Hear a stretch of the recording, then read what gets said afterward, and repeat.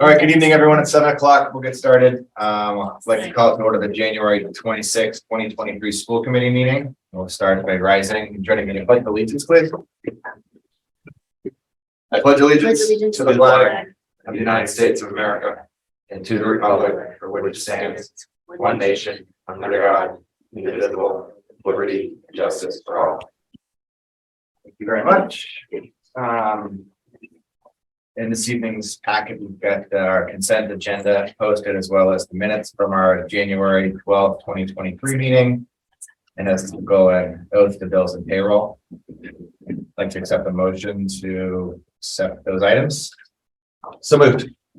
Second. Okay, motion made by Mr. Austin, seconded by Ms. Gold. Ms. Gold, all those in favor indicate by saying aye. Aye.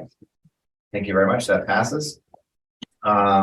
We'll pause briefly for our first opportunity for interested citizens to see if there's anyone with us this evening in the room or on Zoom that would like to speak before the school committee.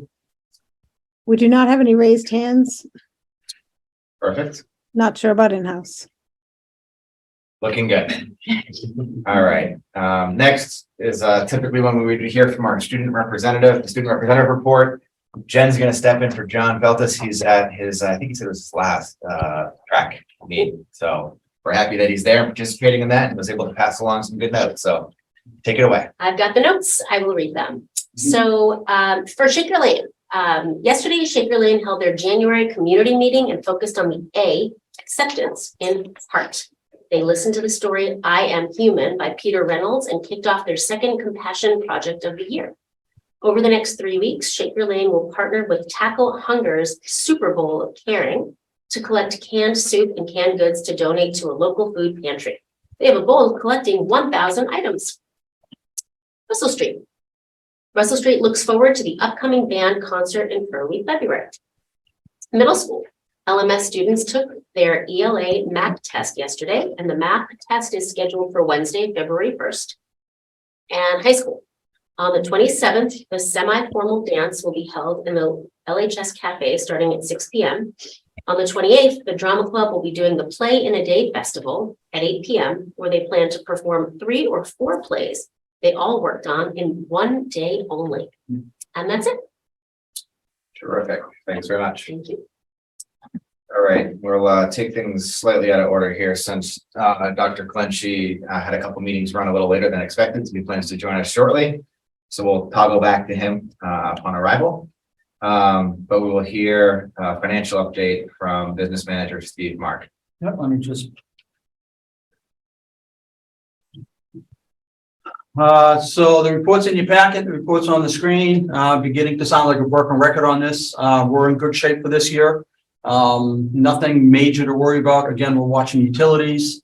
Not really because the usage is up, but because the price is up on natural gas and electricity. The rates are climbing through the roof. So that's the big impact there. Other than that, we're on track with sped tuitions and out of district costs. And as far as using circuit breaker up, once we use up circuit breaker, we'll dip into the special ed out of district line for the appropriated. And that's why that second line down looks a little lower. So again, no worries, no concerns at this point in time. Be glad to answer questions. None from me. All right, thank you. Thanks. Thanks, Steve. Great. All right. Kelly. All right, so why don't we hear the review of the strategic plan, standard 5, which is technology. Schools will discuss specific goals for the 2022-23 school year, discuss major accomplishments, challenges, and any suggested revisions or additions to the goals that should be taken into consideration for review standard 5 as part of the process for creating and updating the strategic plan 2023 through 2028. So looks like Michelle's chomping on the bit to go first. We're going to go in order. This oldest, the students. Thank you. Good evening, everyone. Thank you. For the first, I'll just highlight the goals that all of us are addressing in our school improvement plans. The first one is to align school and district-based technology planning with current state, national, and international technology standards. will also speak to continue to improve staff and administrative utilization and integration of technology, continue to improve student utilization and integration of technology for college and career readiness, and providing all staff and students with appropriate access to technology. So the next slide will be specific to Shaker Lane. So we continue to have funding for our technology teacher leader, and this is great. Our technology teacher leader this year is kindergarten teacher Rachel Duarte, and she is our go-to resource person for anything that we need, whether it's related to a platform that we're using, quick technology, information. She also puts on before school programs for us, ideas that staff might be looking for. She's also looking into teaching us all how to use the Cricut, because we recently got a Cricut to do some stuff with kids, so that will be fun. The second piece on here is actually a credit to Heidi McGregor. I should just say that she is in year 2 of trimester-based K-5 STEM projects. And every year, for the second year, she said she tweaks the projects based on the student needs. For example, this last year was the first time every second grader learned how to use Tinkercad to design a model for laser cutting. So we had a laser cutter purchased last year. New material, students are ready for that technology, so she incorporated that. The next thing we have is our digital citizenship program. Again, Heidi spearheads this program. There are 3 lessons that are age appropriate design for each kindergarten first, and I believe it's a K-5 model as well. They're just kind of like common sense media lessons based on kindergarten, how to use digital media appropriately. They have opportunities to practice how to be a productive digital citizen. And one example is last year we started the Shaker Lane Shares podcast. You'll hear one going out in this week's newsletter that is about all about math. Some of our past podcasts are about winter fun, all about celebrations, all about gratitude. And it's really cute if you get a chance to listen to them. I know some of you guys get my emails, but if you take this one, they're only 5 minutes. This week's is 5 minutes. It's the kids talking about math. And it's really interesting if you sit there and listen to what's math about. Well, it's about adding and subtracting. It's about finding patterns. It's amazing that they're absorbing everything that the teachers are teaching, which is great. So they're cute little podcasts. It's from their point of view. And I think it's good that, I think we're in a society where it's like scroll, as opposed to creation. So the podcast really gives our little guys a chance to create things at such a small level. So we're doing that. We average about 2 to 4 podcasts a month. The next thing on there, so very excited, Julie Lloyd brought in 3 TouchView TVs for us to kind of demo this year. They are so great. We have one in our preschool classroom and we have 2 in 1st grade. And, I've had the opportunity to watch our teachers teach math and have interactive opportunities for the kids to come up and just talk about engaging, right? Grabbing a pen and writing on there and circling, and our preschool kids coming up, picking the song they want, scrolling. So it's a wonderful addition to Shaker Lane, and I thank Julie for that. Our online library system, we are getting there. A lot of books in the Shaker Lane School that need to be, transformed from card catalog when I was in school to the digital online. So I know Mrs. Heavenor is working with a lot of parent volunteers to move on getting that. So thanks to Steve Mark for funding this last year and working through that. So the next slide is challenges, and I struggled with this word challenges because it's not really challenges. It's relative to the student population. Technology at a K-2 level is, I feel, it's great to have, but I personally want to make sure it's not all consuming for our kids, our K-2 kids. So we talk about the challenges. We do want to expand our one-to-one iPads with kindergarten, as well as balancing paper class instruction towards technology. And they need to learn how to hold a pencil, write with a pencil, form letters. There's such foundational skills at our level that while it's a challenge, it's something that I know we need, but I don't want it to also consume our little guys at our level. So that's the challenges there. And then again, I mentioned this before, we do have 3 TouchView TVs, and I do know that we are looking to increase the number of them. I know Dr. Clenchey's in support of this, so hopefully we can bring more TouchView TVs into Shaker Lane. And again, the one-to-one iPads, exploring that with our kids, are some revisions and goals to consider for the upcoming school year. Thanks. Quick question, where are the TouchView TVs? Where are they've got 2 in first grade and 1 in preschool, so we have 3 total. Thanks. And And so, it was kind of like a volunteer who wants to try them out, and that's who we heard from. I love teaching with those, and so I can imagine, and that's usually just me using, I can't imagine how much fun it would be to use, to get the smaller kids involved. Is it just cost? Is that why? And that we I don't think have- we wanted to try them out and Okay. see how, what is the response from the kids? What is the interaction? How easy does it? Well, we have a new math program too, so I feel like I've been focusing a lot on watching math instruction and how this TV has impacted that program. And this is a part in our math program called Spark Your Learning, where kids can come up and it's kind of like getting them to just like get in the math thinking brain. And so I don't know if it's cost or not. I think I think it was just trying them out. Yeah, we wanted to pilot them Yeah. first, just to make sure that the decision that we felt that we should make was the right decision. They will be on order, and Steve's figuring that out. Working on it. So our intention is to move forward with that. We just have to make sure that following the proper procurement procedures, et cetera. Well, that makes sense. So if we're seeing they're working, the idea that if it's instructional staff and leadership says we need more, we can get them. Okay, good. Yeah. Yeah, And so we tried 2 different models. So we have a model right now at the high school, middle school level. Mhm. The models we're looking at the elementary school a little bit different, so there's a little bit functionality, a little bit different functionality that we think fits the elementary grades better.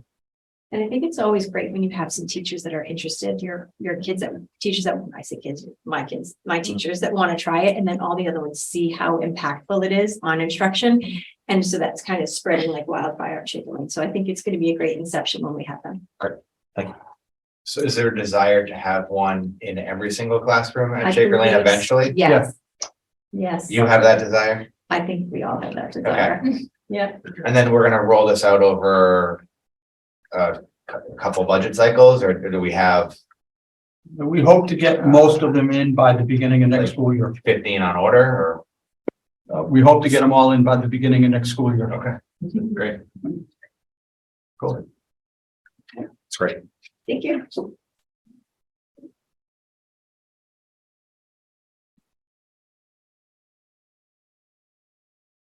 Hello. So I just want to take a minute, and maybe probably speak for all of us that, one of the things under the Russell Street accomplishment, but it's not a Russell Street accomplishment, is the tech staff.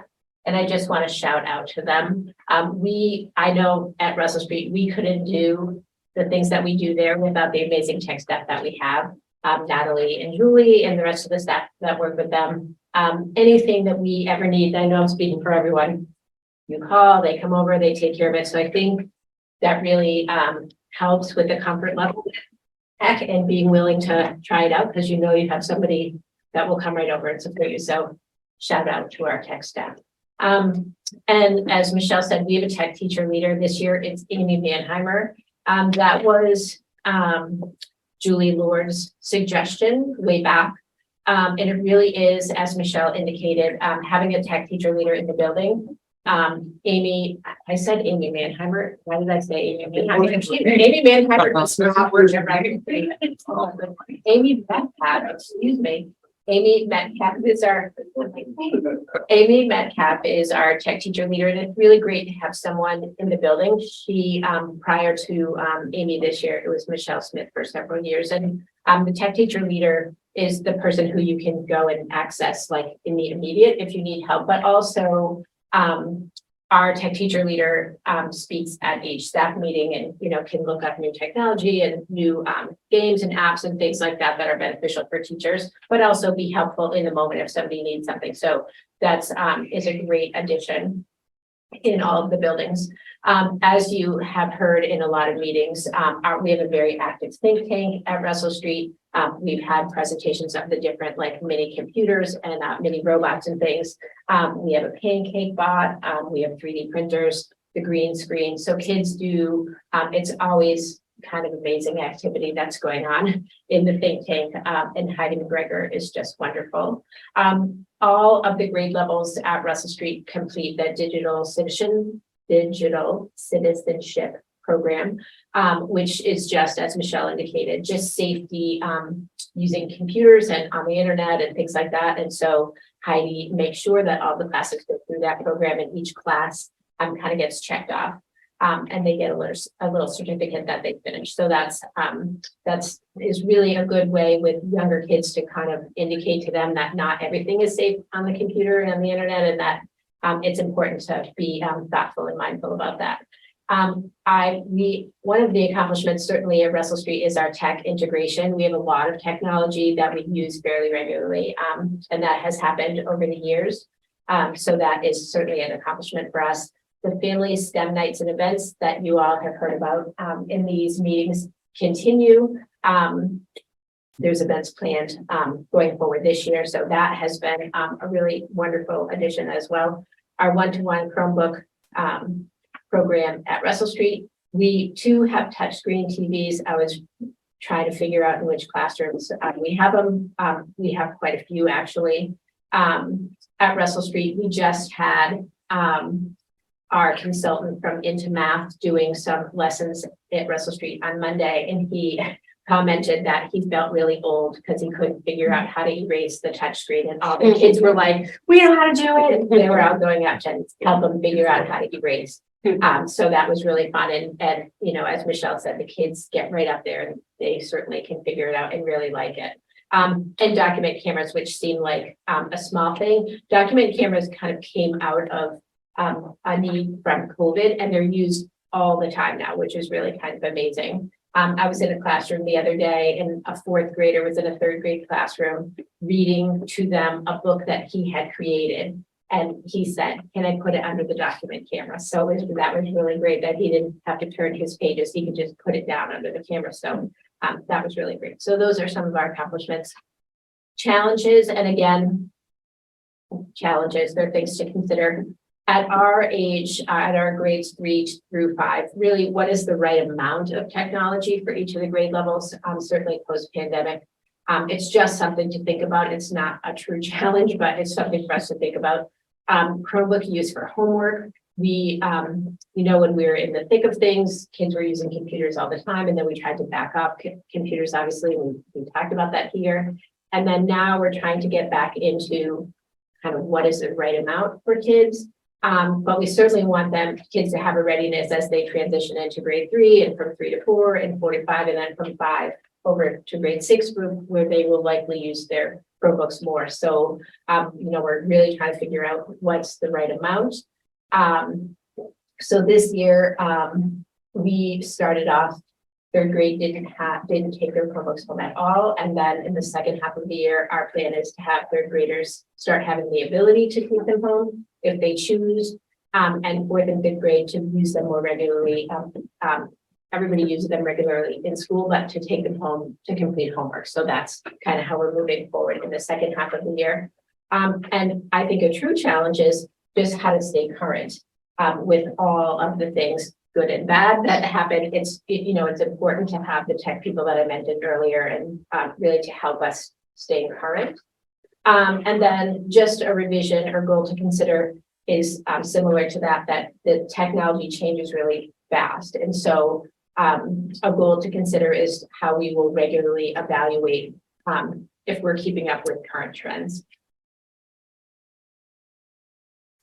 Thank you. Great, thank you. Can I just ask one question? Sure. As it relates to the technology changing fast, how are you guys approaching that now? Like, are the tech leaders from all the schools getting together? Like, how are you guys creating kind of a cohesive technology frame for the kids as they're in between? Yeah. That's really well, part of it is us meeting, the administrators meeting together to kind of talk about that, but also Natalie and Julie really kind of joining together with us in our meetings to really figure out what makes the most sense. So we really try to, you know, that has kind of changed.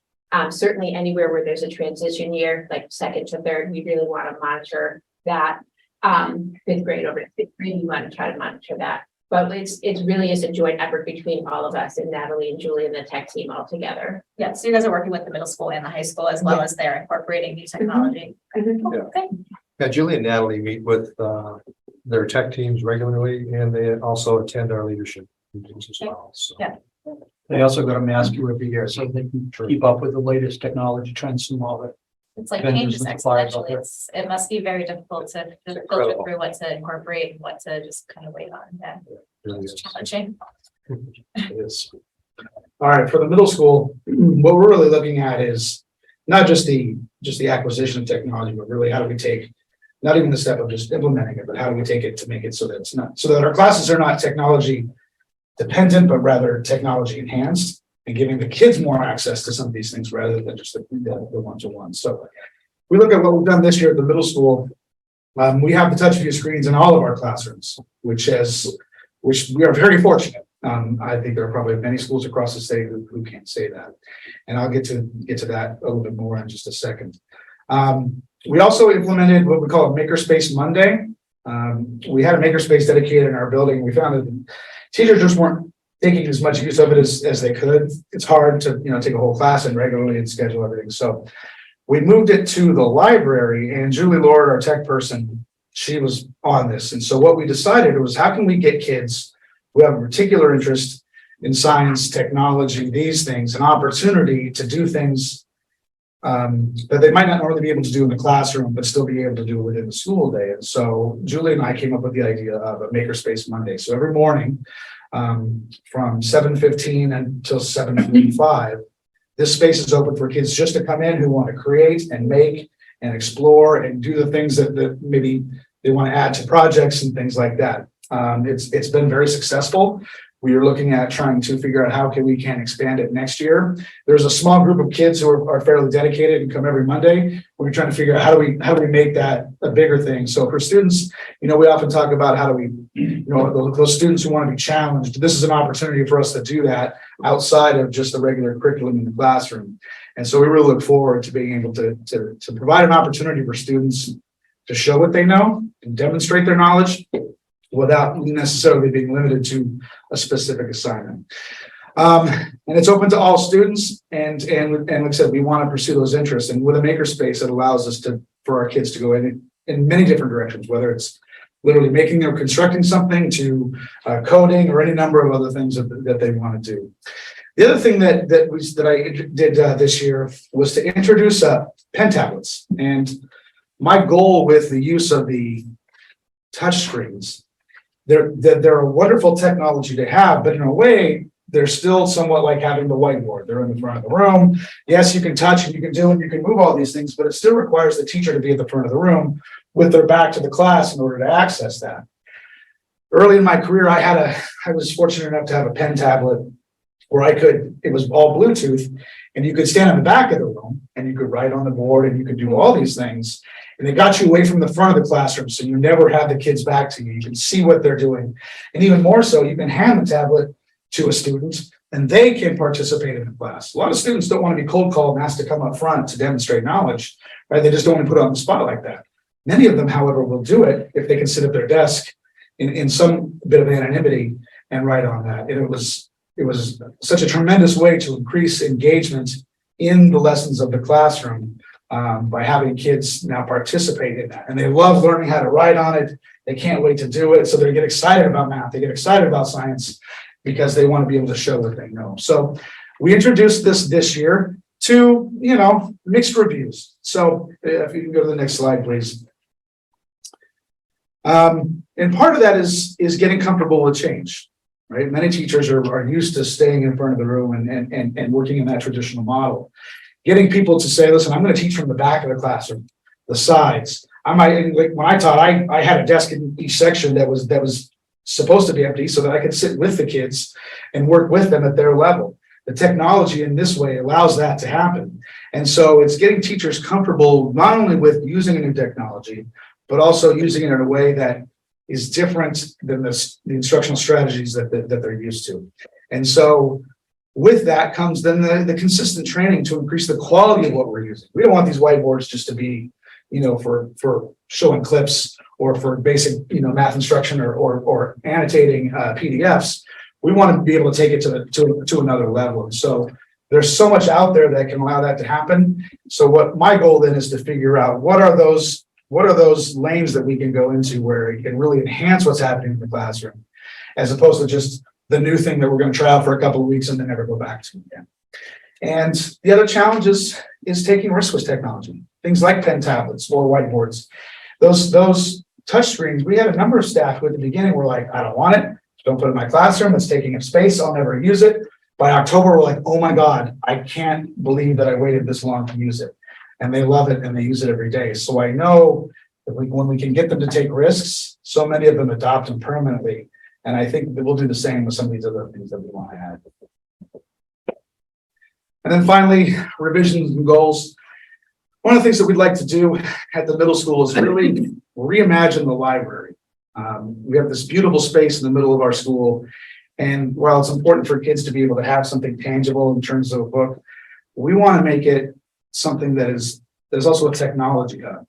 Not to go too far afield, but on 60 Minutes a couple of months ago, they did a story on Baltimore Public Library and how it was no one would ever go there, and they turned it into a technology hub, a makerspace. If they reimagine it, now it's filled because families that would never go to the library now are going because it's things they can access. It's appealing to a new generation, and it's not the old days when you and I would have to go through the card system and try and find something and be quiet and research.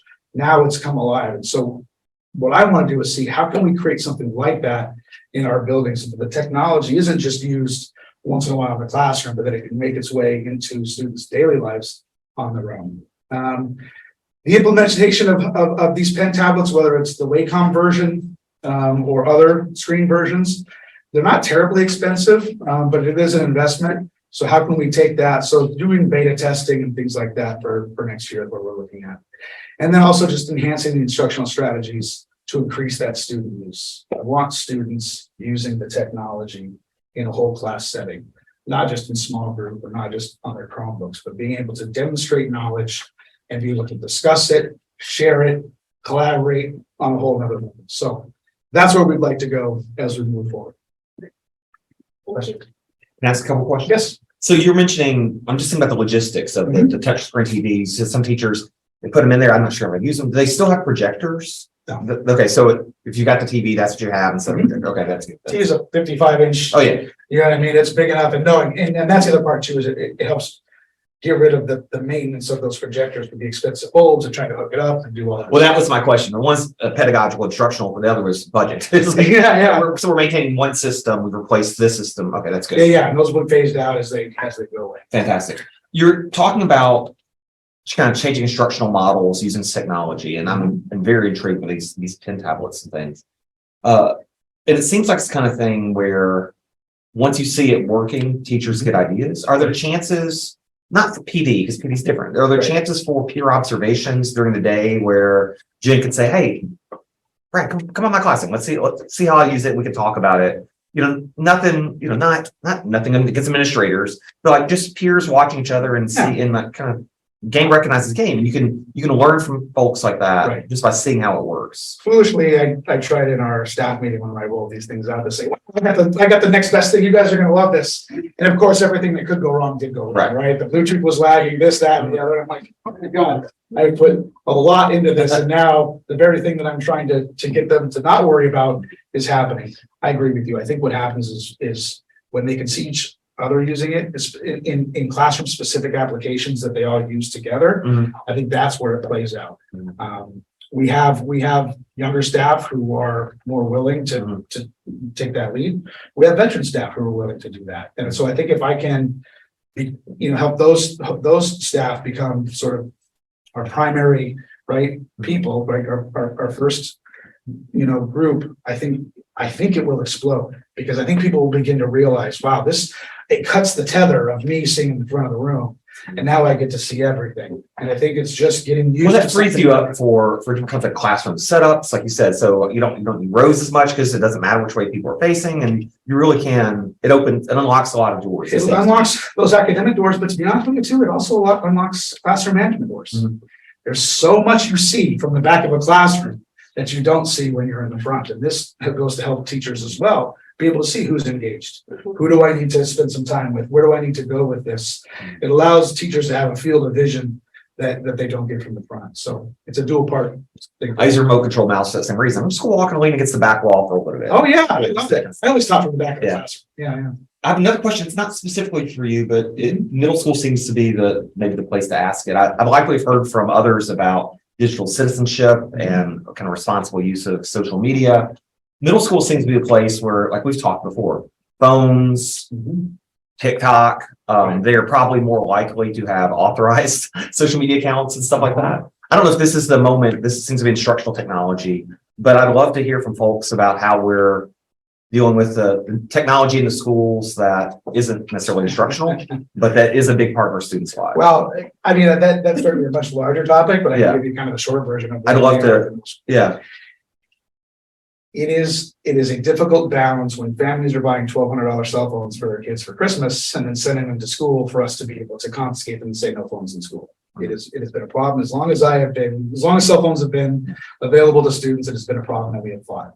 There are some schools that have, like I worked at a school where it had to be in the locker. You could not have it. There was no way you could have enforced that. There are other schools that have similar things. And it works. The kids that normally follow the rules, follow it. It's the ones that we're talking about that don't. Kids hide it, they sneak it, they go to the bathroom, they connect with each other. There's ways around that. So what we're trying to figure out and what we started, thanks to our sixth grade team, last week was starting with lunch. Lunch will be a phone-free, Chromebook-free zone. All right, we're not going to focus on the hallways right now. We're not going to focus on these other areas. We're going to focus on this one part of the school to say, for this 22 minutes, you can talk to somebody, right? I went and I purchased basketballs and footballs and jump ropes and this kind of stuff. So when the weather gets better, they have stuff to do. Kids have been incredibly excited. Kids asked if they could bring card games. And I said, absolutely. And so now they're excited and it's fun to watch kids playing cards instead of playing games on their phones. What my hope is then to have this group become the group that we do that again with next year and in 8th grade, so that the cafeteria becomes a place where those things just don't exist. Hallways, bathrooms, those will be another fight that we have to figure out. But our 6th grade team, I cannot give them enough credit. They said, you know what?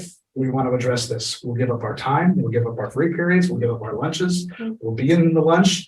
And they come in and force every day. All 6 of them, they sit with the kids and they talk with the kids and they walk around. It is a wonderful thing for me to see. And I've long believed that the sign of a healthy school is when teachers say, we feel passionately enough about this and we will take control of it. We will take accountability for it. And it just made my heart glow because they felt that strongly about it. And so far, it's been wonderful. We haven't had to have a single kid reminded of, you gotta put your phone away. And that may just be, temporary, but I think we're establishing a routine that we hope to continue because the social media pieces, they're difficult. 80% of my behavior problems come from social media. Until we can find a way to eliminate that just in our servers, but even kids find a way around that. So that's a much larger challenge. But at least in the short term, we're looking at specific spaces in the school that we will say, this is not allowed. And rather than saying we're going to do for all 3 grades, start with this grade, train them well, move them on the following grades. So within a couple of years, have that space be completely self-contained. I think that's great. And I appreciate y'all and your team for doing that. No, they're wonderful. It's as we've heard the term a couple of times, it's like we're calibrating. We're trying to recalibrate and figure out, and also teaching them like how to have eye contact and face-to-face conversations, things like that. Cell phone use and This will be good for the kids. the gaming addiction is unlike anything we've seen since COVID ended. The kids who just go through withdrawals if they don't have it, and then they are starting to come around. So it's been a very positive experience. Thank you. That like warms my heart that you guys aren't doing phones at lunch. I absolutely applaud you on that. That is such a good step to get the kids into that. Just have it at least just having 20 minutes of just engaging with their peers. That's going to set a really good foundation for kids going forward. It is. And what makes it great for me is, my staff have heard me say this, like, listen, I'm all for this, but I can't be the only one enforcing. I can't be running around a building confiscating phones from 400 different kids. But if you are willing to join me in this and really join me in this, and 6th grade team said, we will do it. We'll put our money where our mouth is. And so for families that have 6th graders currently, they're experiencing this. For those that are, it'll be a good, nice thing to be able to say, you don't need your phone in school. You at least don't need it at lunch and you won't be allowed to have it. So It is. Imagine that trickling beyond the school into home, like no phone meal times. We're right. How many times have you been to a restaurant and seen all four family members sitting on their phones, right? Right? Rule that house, but I. It should be. 6 years, like it's hard to invest with kids. Right, right. So if it can do that too, then we start. So. Are you, and this is obviously a very big, much bigger discussion with regards to technology, but is there any way that you guys are incorporating, like education for parents in regards to kind of this digital citizenship? Because like middle school is, that's where it's the biggest challenge. That's where they're going from Russell Street to like, now they have a lot more autonomy online. How are we getting the community on board so that by the time they come into 6th grade, their parents are right there behind you supporting them? Because that's half the battle, is getting parents. Absolutely. I will say that has been the hardest part. My first year, Cheryl gave me carte blanche to do this, but I was like, we are going to solve this problem in this school, right? So I got the district attorney, Mary Ann Ryan, to come to our building to do a whole presentation. We had 4 families show up. 4. And 3 of them were from kids who would never break a cell phone policy. I know in the connections. I know in the connections event that we had earlier this year, that was one of the discussion topics, and I think we had 2 people show up. So the district is making efforts to try and provide these opportunities. It's just how do you get parents to give up the time or go against the babysitter, right? And actually come to the building, because I think they'd be horrified if they knew what some of these kids have access to when Solve that. I don't know if you guys solve that, because I'm hopeful that, I mean, we have kids similar age, and I'm hopeful that parents with kids in Shaker Lane, I mean, we're limiting screens, social media, like all of that stuff. And I think there's a pretty strong group in the community that are on board with that those kids will be coming through, but how do we get more and more of a community buy-in? And again, this is a much bigger conversation, but it's definitely something that I had a phone call with a 6th grade parent the other day, and she had some similar concerns, and I said, the biggest thing you can do, talk to your friends, right? Like if you really feel this passionately about it, talk to your circle of friends, right? Remember that old commercial, right? They'll tell 2 people, they'll tell 2 people, right? Like if we can have the parent grassroots outreach part of it, we can advertise it all we want at the middle school. But how many people really read the weekend update? How many people really sit down and consider the email that I send? But if they're hearing from other parents saying, this is a problem, we should go together, that'll have much more impact. And so in part of the parent community involvement that we're trying to increase at the school, that'll be certainly a leg of that, having those discussions, but nothing can beat families saying, let's do this together. Let's go in. And so that's where it really comes, what we really need are families saying, this is important to us as well. Let's go together. reach out to me anytime you need to sound important. I'll Done. sound on. Done. I will be here. All right. Right, for Yes. We really need to start at Russell Street School before they hit middle school, and I've encouraged the principals to think of topics that are urgent for everybody to come together and talk about, and I think that we know that's one of them. There's so much access in this day and age if you have a smartphone. Mhm. And unfortunately, parents, and no fault of anybody's, can't keep up to the changes in technology, and before you know it, the children are on 2 or 3 social media programs, and it's fascinating how quickly these things evolve. But at the same time, if they're not used properly, they become a real problem. And I know John's just been waiting to come up with the last comment. I, for the longest time, like you, was like so afraid of, when my kids get to that age, and really like, you kind of as a parent view it as like a monster. And somebody said to me once, like, but think of your life and like all the amazing benefits that technology have had. And this whole presentation has been about that. And social media is a very big black hole, and there's some pretty incredible things about it. And Littleton's mom group, I don't know what I would do without it sometimes, right? Like I just ask a question, everybody answers it. I think partly it's, as adults, we have to understand and grapple with how we support students and our children in understanding what the positives are versus always saying it's a bad thing because then they want to do it more. You know what I mean? Like, here's an opportunity for social media to actually be engaging and educational, and I don't know, I guess I'm just, And I'll be honest with you, you know, there are parents who put in this effort, time. I know I was lucky, my kids are in their late twenties. So I just missed out on the social media explosion with them. Who try so hard and they get worn down. It's a war of attrition. And eventually they just say fine, right? Because they're tired of fighting that battle. Kids have endless energy to fight that fight where parents may not. I think one of the things that we worry about at the middle school level are some of the applications. TikTok and all those things are what they are, but it's the applications where kids can go on and easily create a separate profile and pretend to be a classmate, right? How they can hide certain applications in certain applications that you would never know. And we hear parents say, no, I know my kid doesn't have this other account. And I can say, no, they do. We have the screenshots. And it just, some of that is getting past the idea of my child tells me the truth on everything. And that, I'll be honest, that's a big hurdle at this age, because we all want to believe that our 11-year-olds are telling us the truth. And many of them do, but there are some, and then maybe those numbers increase as you get to 7th and 8th grade, who become a little bit more savvy and know how to hide things. And that's the part. It's become so easy that it's a difficult fight, and I don't know how to win it. Yeah. But we're gonna try. All right. Thanks. Thank you. Thanks, Jason. Thanks.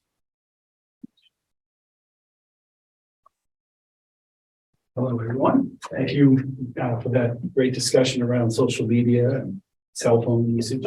I was writing down, taking some notes and some of the things that Jason has already implemented and tried. And it gave me an opportunity to think about some of the things we can do at the high school to sort of support the initiative that knowledge is so important for so many reasons that we don't even get into just right now. But I'll sort of blitz through the slides here because you'll see a lot of, I have the benefit of going last tonight with this presentation, but you'll see because a lot of the things have been already explained a little bit more in depth. One of the things that we're really proud of and appreciate the support of the district is the integration of touch view screens in just about all the classrooms. There's a few areas we purposely didn't put them in for one reason or another, but they're being used extensively throughout the campus by students, particularly teachers, and we're continuing to provide professional development focused on instructional technology. There were some, when we rolled it out, there were some special sessions just with touch views that folks could attend. So thanks to the tech department for providing that. The other thing that Steve had mentioned earlier is the MassQ professional development. We have for a small district, we have, I think, probably one of the highest participation rates. If you look at this person, it's proportional, I guess, if you look at this, based on enrollment. The staff that go to Gillette Stadium was back at Gillette. I think this was the first year we're back there. Administrators have gone in years, superintendent has gone many years.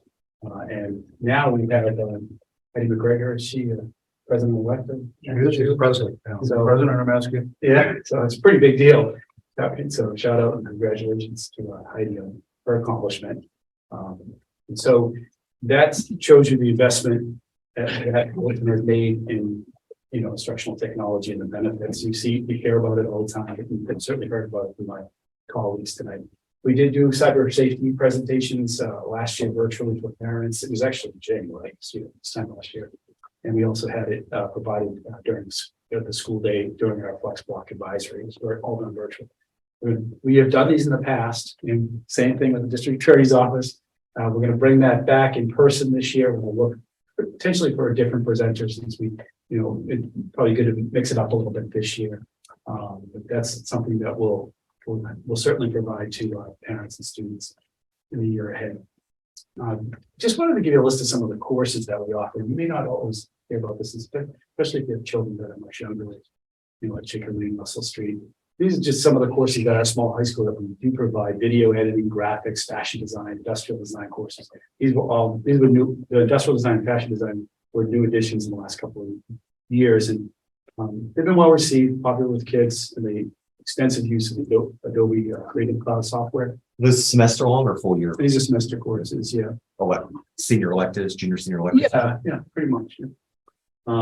And then we have, as you know, AP Computer Science Principles. We already did a presentation about that this year in Computer Science 8 courses. Next slide, please. I guess I want to acknowledge again that the technology department's skillful support of the cross-district PD I know that Steele had provided a presentation about this not that long ago, about all the successful efforts and experiences that we had at this cross-district PD. Again, we hosted it built in high school this year, so I wanted to, appreciate the technology department because it's a little bit more involved when you're the host, and they did a great job this year. I saw the student-led Tiger Tech team in action today in the library. We were having a little round table discussing Schcmte that we'll be hearing more about in, I'm sure, the coming days and years ahead. While that was going on in the library, the Tiger Tech team was working in the seminar room. And one of the things that they do is provide support for the Council on Aging, as well as they repair all the LHS Chromebooks. There was a full set of, I went down to the tech office just earlier this week. There are about 25 Chromebooks that needed their batteries replaced, a problem with the keyboard. That's all done in-house by our own kids. They provide the support. So it's definitely a great help that's appreciated by the staff and tech department. I guess the online course offerings continue to expand. We had a partnership with Virtual High School for years. We're now venturing out with other providers.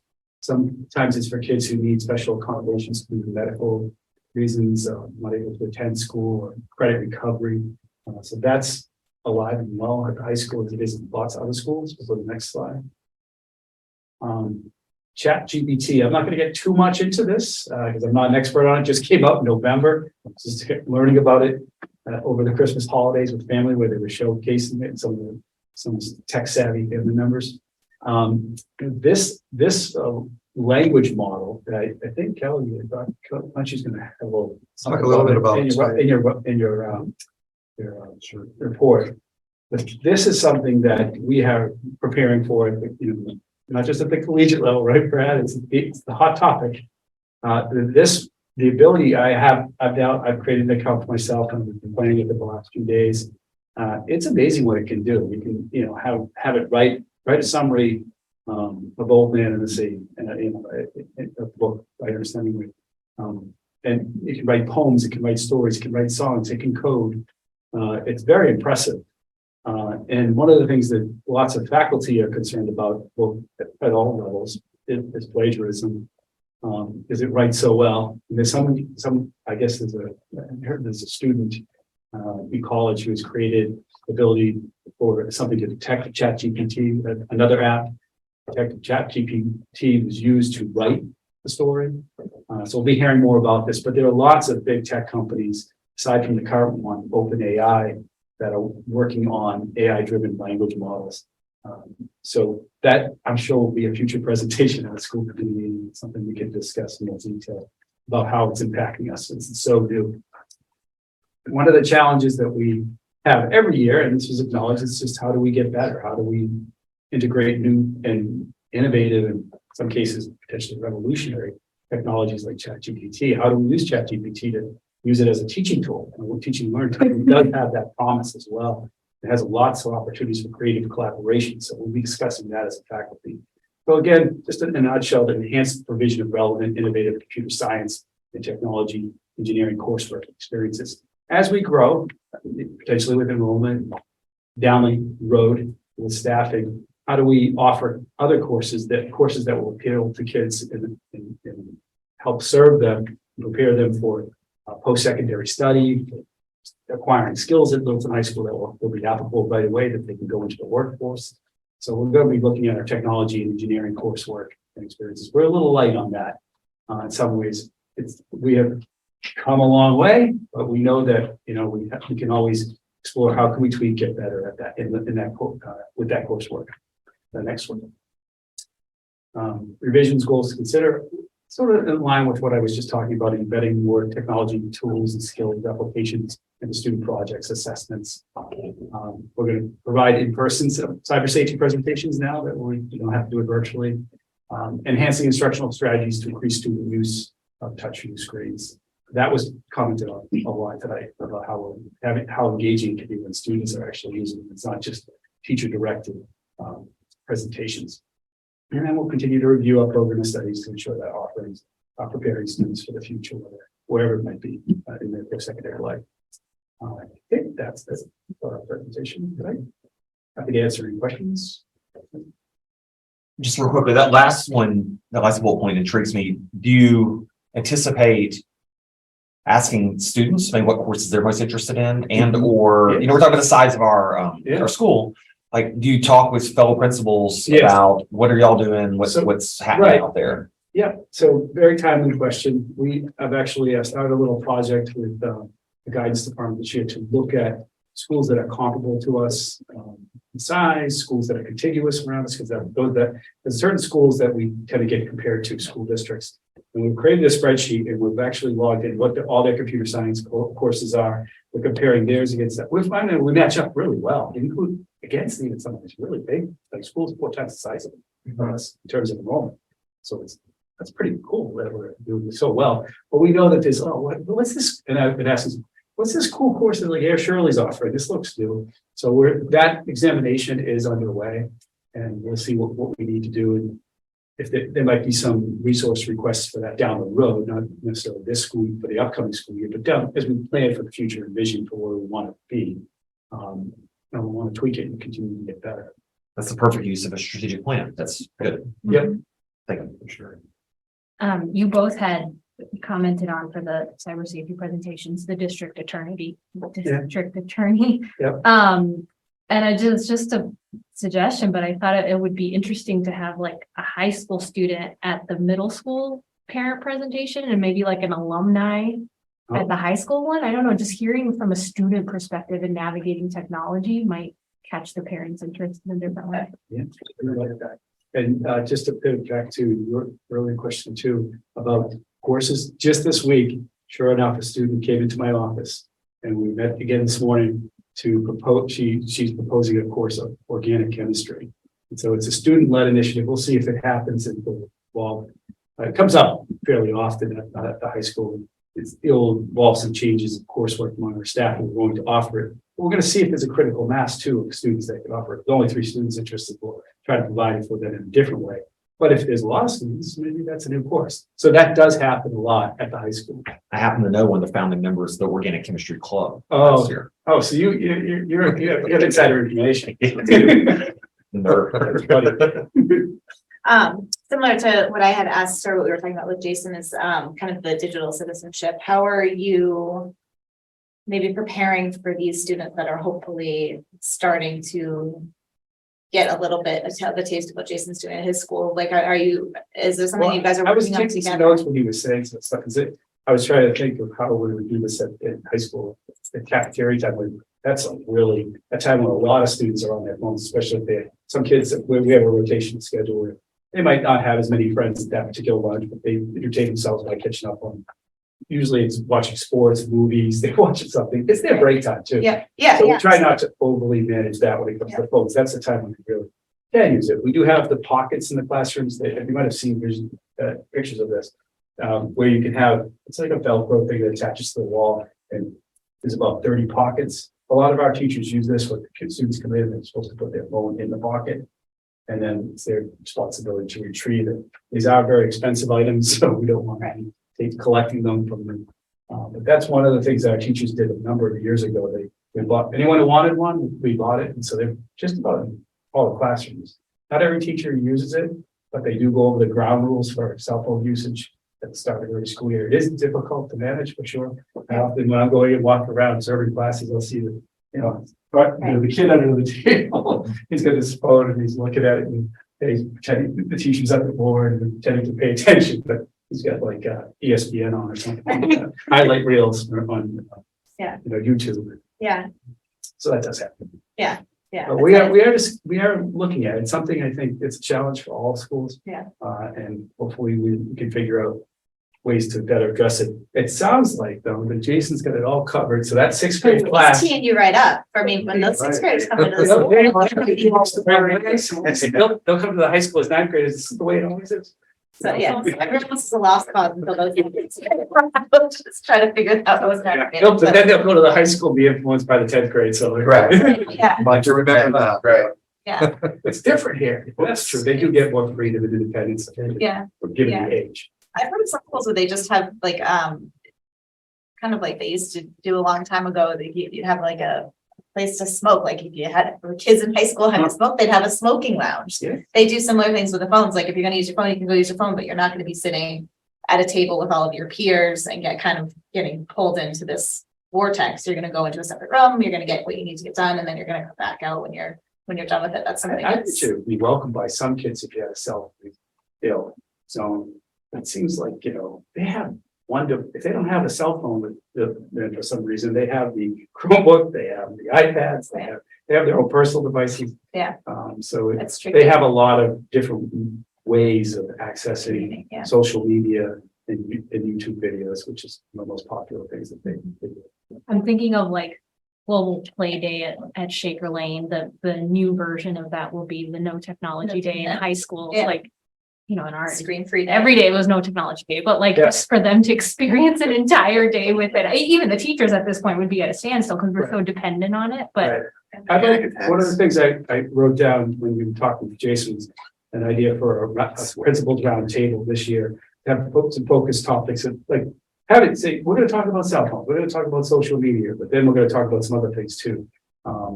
And just have a list open for them. Anybody wants to talk, we'll time it out at some point if it's exhausted a topic or one's more dominant than the other. But Keith and I, Keith, the assistant principal, would like to host these through at least 2 this year, winter and spring, and be able to have conversations like this that could just be free flowing with parents. It was effective a couple of years ago when there was discussion of the legalization of marijuana, and parents did turn up because they want to discuss that and how we're addressing, the educational around that. It's responsible. So that's something that we can do for sure. All right. Great. Thank you so Thanks much. very We have 2 items left here with our presentations, the superintendent's update, which we can toggle back to, or we can move forward with the tiered focus monitoring system. So what's your pleasure? I might as well just do the superintendent's report. Sure. Take it away. Go through that, and Stacey is going to say to you, you must have read about smoking rooms in your some history book that you picked up. My sister told me about her heydays. Yeah, She was I remember in those school. days. Okay, Still yeah, it smoking. was a while. I went to the same high school, so I was like, what? That used to be used for smoke. We had them in our high school. Amazing what happened. Yeah, it's crazy. Worlds. First item on superintendent's updates, I could never leave out cold, flu, and COVID. And we're doing all right. As I've said before, we're not COVID free, but we don't have any concerns about the number of cases that we have. Flu and colds, we're going through a bit of a flu spell right now, but our attendance is still okay. Nothing alarming, but it's a typical year where we wore masks for over a year and a half and the resistance is down. And some of the flu and colds out there, they're pretty contagious, so it sweeps through quite quickly, as I'm sure you experienced in your homes. So we're keeping an eye on it. We are still offering the vaccination clinics. There's still a need, and we committed to do this until the need subsides. So we have one February 2nd, and we'll assess it at the end of every clinic that we offer. We did talk about offering meningitis boosters. We talked to our health nurses, and our rates of people having their children vaccinated for meningitis are very high. And that's not the case in many other areas. So we're in good shape. So we're not going to offer that.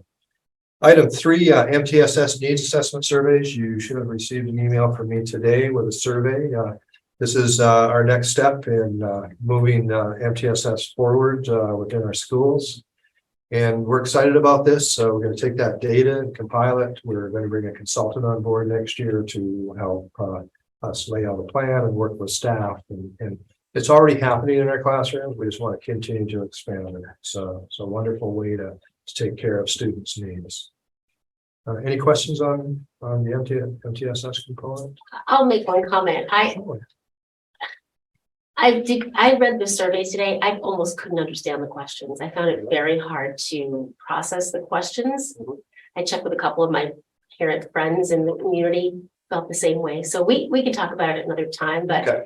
I just found it incredibly hard to answer the questions, and I consider myself one of the more sort of checked in aware. And so maybe it was just phrased That's good feedback. confusingly, but. The company we're using created the survey questions, but that's really good feedback. We'll take a look at that. Okay. And, We can talk more about it offline. we can certainly make it more user friendly. I mean, I can echo that a little bit, because Jen was the one that reached out to me to say, hey, have you seen this yet? And I went through it.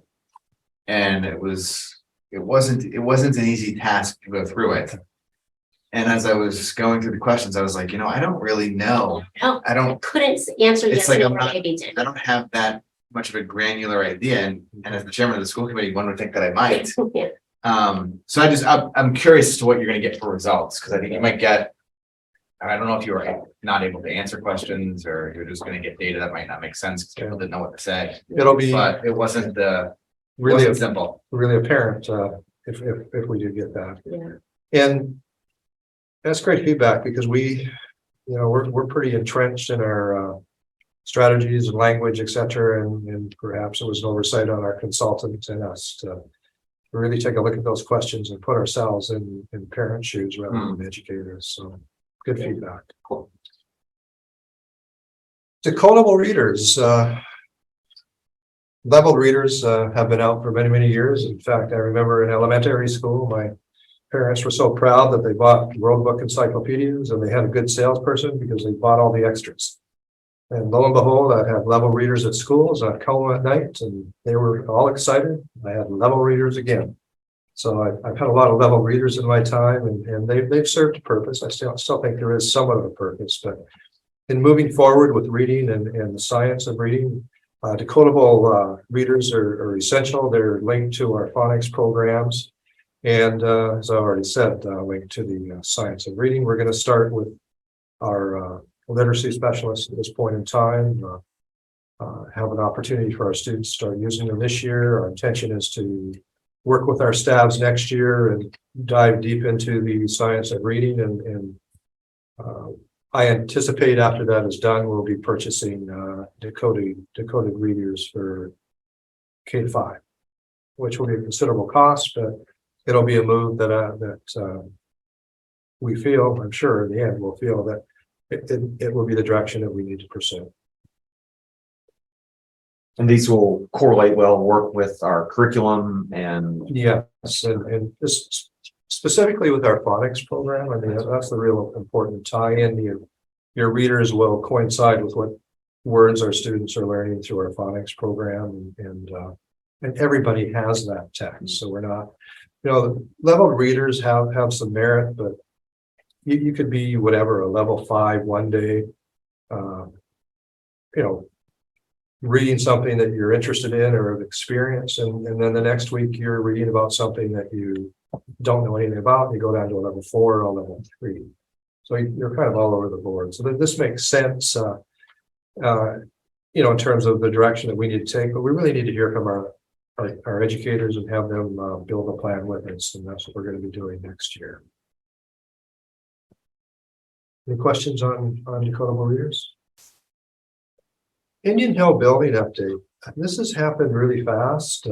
Justin and I had a conversation, but it's like light speed, in my opinion. And the select board will be having a town meeting in February.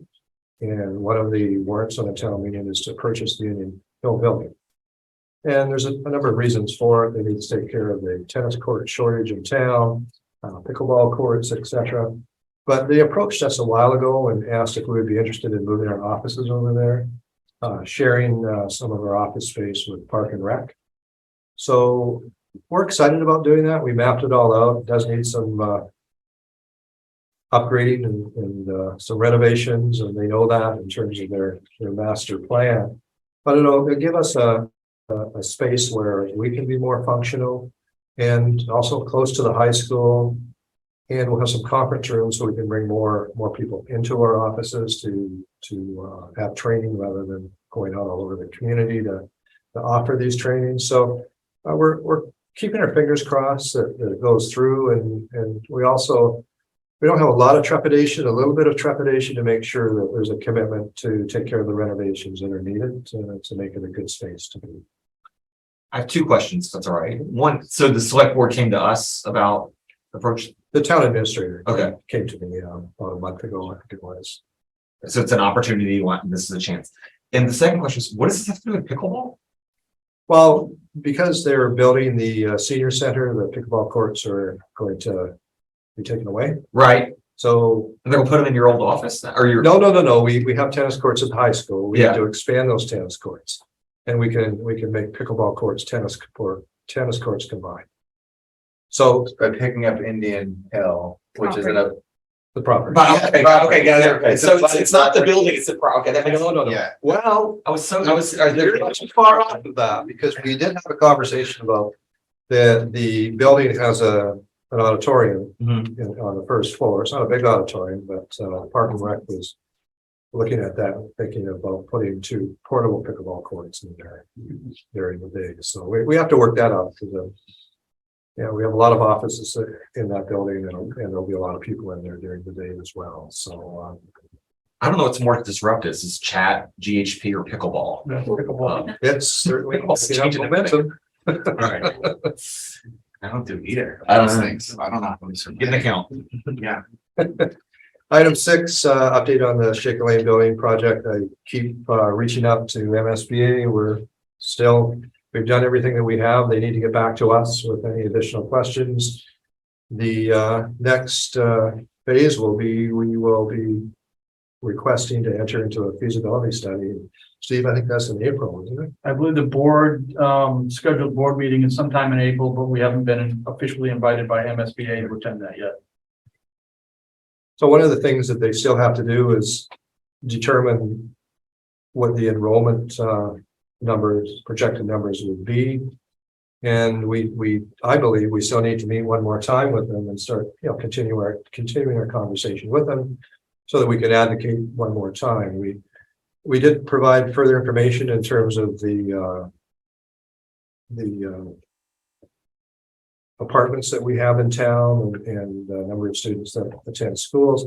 We went to other communities and did an analysis as well. And there's no pattern. I think that was my analysis at the end. It just depends on the building. So, but one thing that is for sure that it will result in more students. We just don't know how many. And that's an important factor for MSB to consider as we're moving forward. We get one chance at a new building. We want to make sure that we get as much as we can, because our community is growing and will continue to grow for the next X number of years.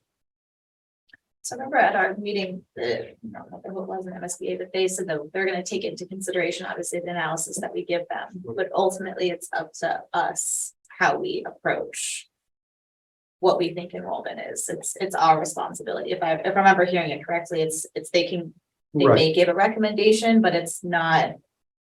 It's like you said, it's kind of something that it's not definitive, but it's up for us to. Right. So what will happen, Stacy, is we may have the same idea and we may not.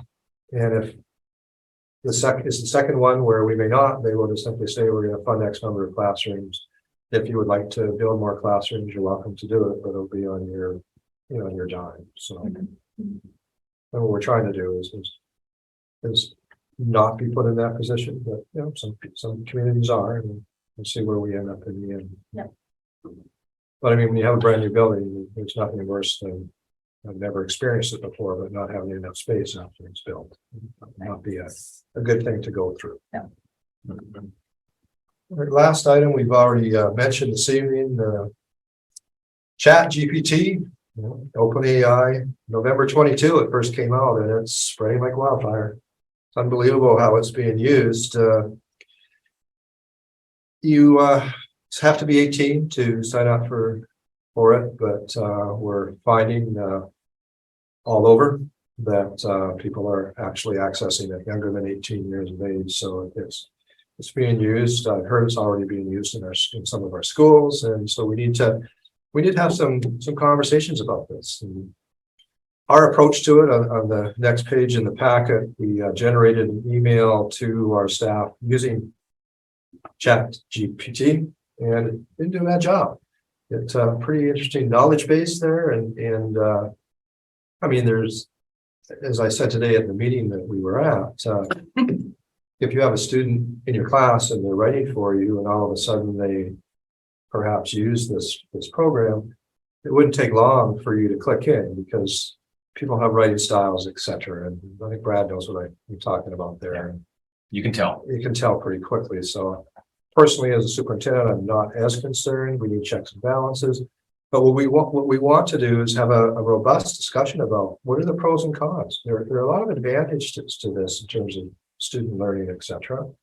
But how do we balance? And we don't want to be too control unless it's absolutely necessary. I mean, there are some districts, I believe New York banned it, and Seattle, I believe, was the second one that banned it. And I'm just wondering, when you read the articles on it, listen to some videos on it, it can be a real powerful tool for teachers to use when they're instructing students, and can actually enhance writing skills, perhaps much quicker than using a traditional method of teaching writing. So we're going to be cautious. We had a good first meeting today and had a great discussion. It's amazing what this program can do, and as we all know, it's just going to continue. AI is going to become a way of life, and there's no way of preventing it. So have to figure out how to incorporate it properly so it's beneficial to our students. Are you guys having conversations with the students yet about it? Or That we're will obviously be gonna start coming up. We're just trying to get a feeling of where our staff are at this Yeah. point in time. Still relatively new. I haven't been approached by a staff member with concern about it. I know students are using it. And John, I don't think you've been approached either at this time, have you? In terms of concern? You know, they've openly talking to the teachers about it, hopefully not in the negative way where they, but they said they've tried it, things like that. So teachers are talking about it, starting to engage it. We had a teacher at the round table today, it's our computer science teacher, and he was recalling some stories. Their kids they tried it out. It was interesting to have him at the table because his doctorate degree was focused on AI. So that's some great viewpoints. But this is really not dissimilar to spell check. When it first came out, everybody was paranoid about not letting you use it. So all of a sudden it's used every day. And then we have Grammarly that's used quite a bit. Turnitin, I mean, all those programs. Turnitin, when we first started using it in our district, teachers did not want students to use it. Now most of our teachers are encouraging them to use it to check their writing skills. So it's a matter of getting to know the power of these programs that we have access to and how to use them properly rather than just banning them. Yeah, to my mind, there are like three issues for us as a district. One is this is here.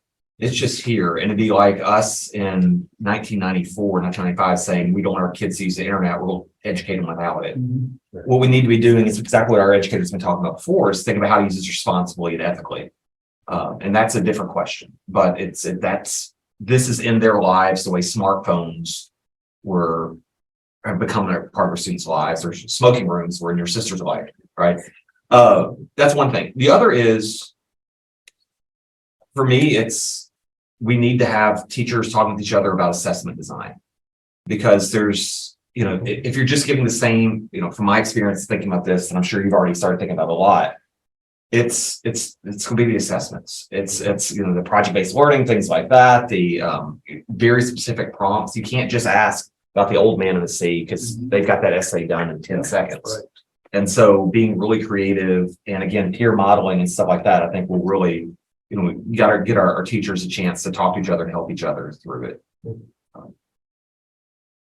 third thing, I guess, would be is that from the educator side, I've seen a lot about how this can really help our educators. When you've seen these talking about how to write really good, precise objectives for IEPs, or there you can plug in, use math frameworks. I want 3 different activities using these 2 primary sources, and they can get 80% towards a good lesson plan pretty quickly. So teachers who want to break out of, their what they've been doing before, this can be a jump start towards doing that.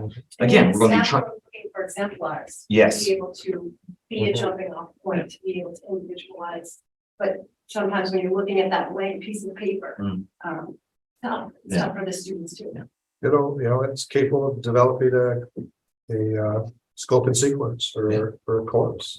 Absolutely. Syllabus, I mean, it's quite incredible what it could do. And from what I've read, you know, people that have taught some of these courses and they've tried this have been taken back by how accurate it was in terms of its sequencing, even to the lesson plans to generate. So there are opportunities. This can be one of the most transformative things that's happened to education in the last, since the internet, right? So I'm glad we're not just being defensive and saying, don't plagiarize.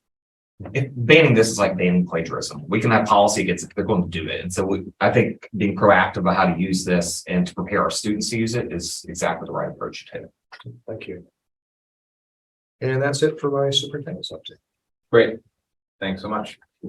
All right, we'll move on to the tiered focus monitoring system. Ms. Snow will provide an update on DESE's tiered focus monitoring system. Thank you. Thank you. Mhm.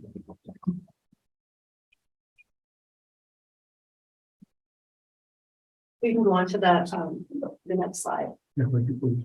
So I'm going to go over the role of public school monitoring, which is a department within the Department of the Massachusetts Department of Elementary and Secondary Education.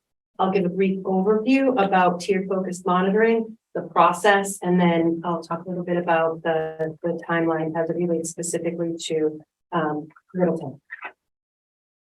So you can move on to the next slide.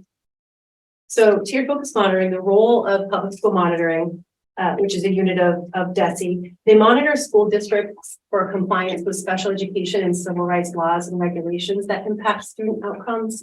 And in addition to that, there are, review mechanisms through other units within DESE as well. We have a review for our English language learners. We have a review for educational stability for students as well. And then the unit public school monitoring does provide technical assistance to help districts understand and comply with the regulations and to provide supports in ongoing resources. This was previously referred to as the coordinated program review, which was a 6-year cycle, and they've really shifted to provide more kind of interactive process and technical assistance throughout the cycle. So right now, and I'll go into that a little bit, it's a group A and group B 3-year cycle. But first, to go on to the next slide, just to talk about the components. So we are this cycle of group B. So the universal standards that are being looked at are equal opportunity and access, school facilities, which incorporates classrooms and classroom observations. They look at the district from a licensure and professional development perspective.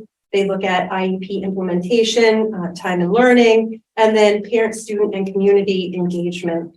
So the special ed standards are aligned with IDEA, federal and state regulations.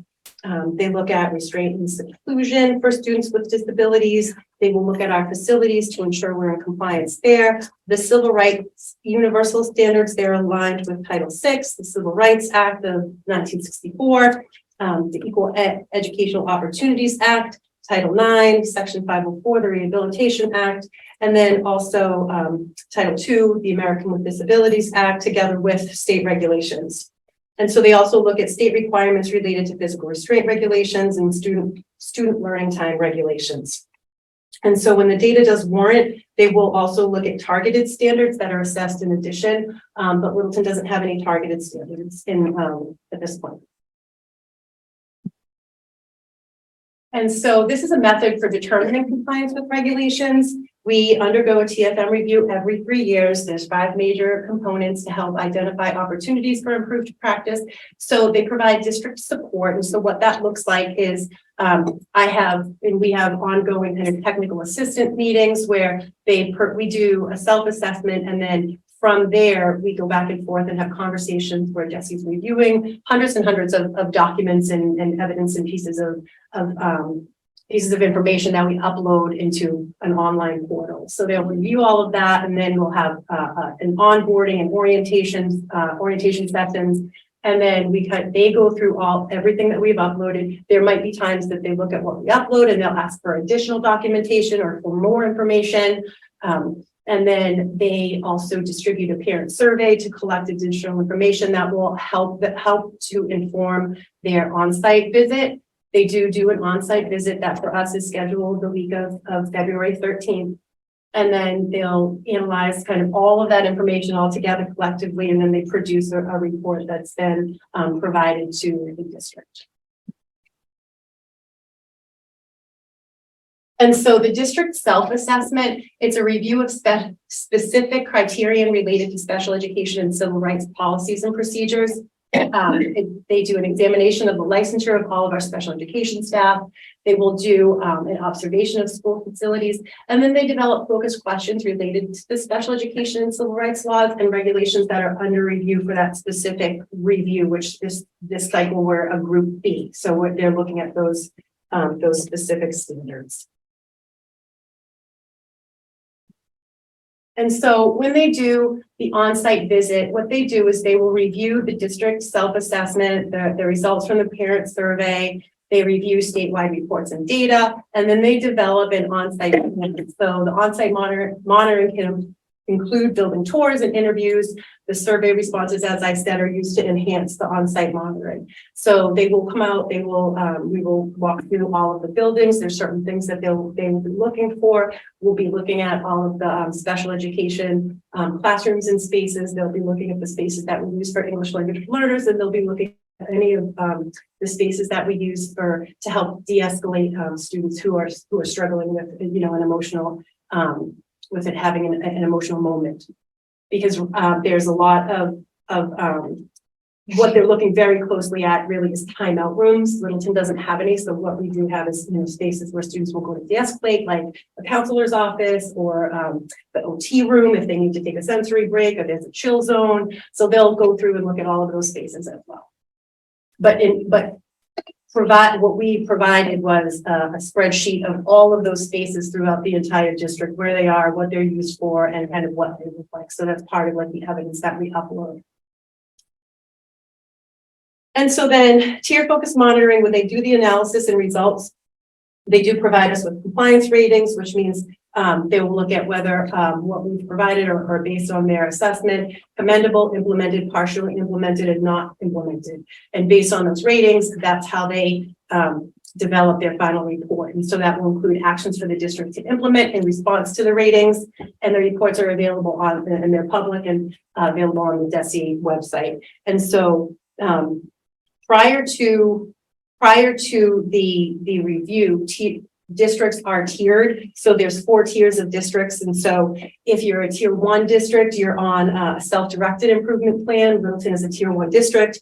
Tier 2 would be a directed improvement plan. Tier 3 would be a corrective action. And if you're a tier 4 district, you're provided cross-unit support in corrective action. So that's when the department really kind of come in and start getting involved in what you're doing in your district, because they're really wanting to be strategic about making sure that there's improvement in certain areas. And so just to give you a sense of our timeline, so it's a 3-year cycle. The year 1 is preparation, so self-assessment, whether you're a group A or group B. So for us, that was last year, that was 2021, 2022. So that's when we're uploading tons and tons of documents based on all of these different criterion to WBMS, which is the web-based monitoring portal. And so then year 2 is on site. And so that's when they're providing the supports, the action plans, the monitoring, and the progress reporting. So that's when that's this school year. And then the 3rd year is follow-up. And so that's when we're doing internal monitoring. So once we complete this cycle, we will then begin the cycle again, and we will be a group A. We'll have a group A review. And so just to wrap up, you can just move on to the next slide. The group A is focused on special education. And so they look at the special education identification process, parent involvement, IEP development, programming and support services, as well as equal opportunity. That review includes a student record review, a data review, policy and procedure review, interviews, and parent surveys as well. And so when I first started, this is my 3rd year. So when I first started, our year 3 of the group A review was pushed back because of the pandemic. So they did our on-site they did our on-site review my first year, so they could keep with the cycle. So we're a little bit concentrated right now, but after that next cycle will be back on track.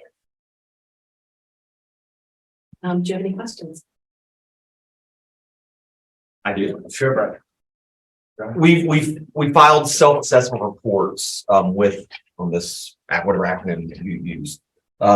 Are those available to either this committee or to the public, or are those? So the self-assessment is we receive all the criteria. Right. And we upload evidence related to that. So that's the self-assessment. So it's not a narrative, it's just this is the evidence that shows we're meeting these and So, applying it. right, so that because we're a tier 1 district, we are in a self-directed. Right. So we provide and produce all the evidence for DESI to review.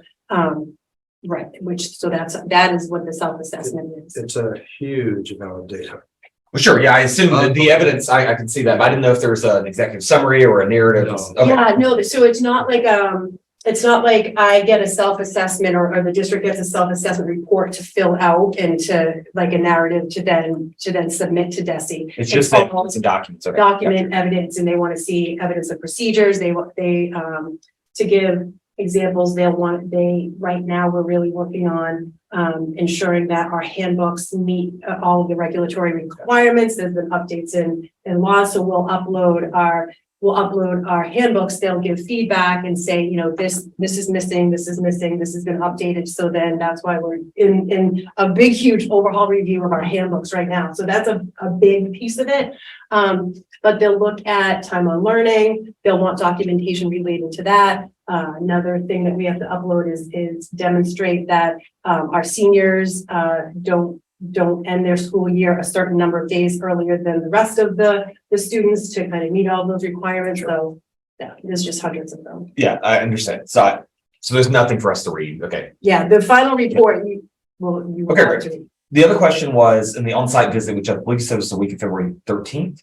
Is February 13th, there, We'll be on site the 15th. okay, so it's a one-day thing? Is it It is, just? yep, it's a one-day thing for Littleton. There are times that DESI will do 2 full days, or they'll do 3 full days, or depending on the size of the district, in order to get through all of the school visits. Mhm. They just need more time. But DESI decides how long they're coming to our district for. Is there my question about that was, and it seems like there's probably not, is there a time for discussion with the community, or is this like, is there a parent forum? Is there anything like that? That was January 17th, yeah. Okay. So they provided a parent forum, and we had that, and then they send out a parent survey to get parent feedback, and they do that roughly, they did it January 17th, about a month before the onsite, so that they have a few weeks to collect results, because that will help inform their onsite visit. Thank you. So I asked Ms. Snow to bring this presentation to you because we talked about program reviews and you know, words have many connotations, and the TFM review is a program review, and often more detailed program review, because they have access to tons of data that they process, whereas a program review, they do a review, but not to the intensity that a TFM review involves. And I think there was a kind of a missing link there when we were talking about program reviews. And it's an extensive process. And so it's doing a program evaluation, which is what we want to do for our specialized program, is more qualitative. Right. So this is compliance, procedurals, you know, making sure that we are in line with all of the regulations, new laws, updates. Like there was a new discipline law that came through on November 8th. Our handbooks need to be revised to reflect that. The law hadn't been passed when we did our self-assessment, but in order to ensure that we are, you know, we always, regardless of the TFM review, need to be updating and maintaining compliance. So that's something that we're doing now, which is then causing us to need additional time to upload our updated handbooks, because we're now adding that to make sure that our handbooks are reflective of that time. And there's considerable expense associated with these things as well. So Well, just the staff time alone, it seems like it's a lot. it's unbelievable. Yeah. It really is. So I hope that you have a better understanding. You've heard us talk about TFMs before. Well, I'm sure you have a better understanding of what they involve. So I'll talk all about the Group A we get to that cycle. Thanks very much. All right, wraps up the sort of the presentation portion of the agenda. We'll move on to a couple of new business items. So we'll start first with the discussion regarding the potential removal of religious holidays from the school calendar. So this is kind of an idea that's been kicked around for a few years now. So Dino and I are on the negotiating team with the LEA. We were reviewing notes from the last negotiation cycle that was 3 years ago. If you look at the us, it's like there's been a changing of the guard, right? We're sort of all new members on the school committee. So the idea here was just to kind of get everyone's thoughts on, you know, how we wish to do this. We celebrated 2 religious holidays up until this present year. Now we have 3. There's 8 federal holidays by count that we're required to celebrate, and then we take the election day off to do a cross district PD day. So I don't know, it depends on who your circle is and what you think, but I've heard it argued both ways. I'd be curious what other members of the committee think. Yeah, I was only dialed in last time we met, so I didn't really contribute all that much to the conversation, but I think I have an appetite, and I think people that I know in the community have an appetite to remove the 3 holidays. I do think the 3 holidays we discussed, which were Yom Kippur, Good Good Friday, and Diwali.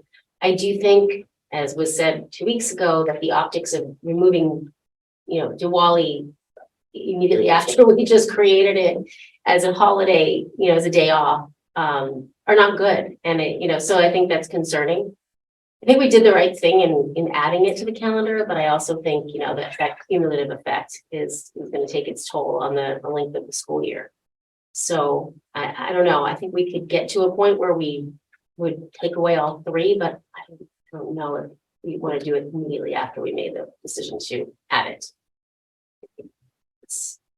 Okay. Wanna go around in order? Sure, I have thoughts. This is the right time. Like you said, it's the right time to have this conversation. We're looking at school start times. We're looking at, can we start before Labor Day? We're looking at the half days and professional development days. We're taking a holistic look as a school committee because we've heard from the community that we should do this, to look at our calendar and how we organize our time. It's the right time to have this conversation for the what we do.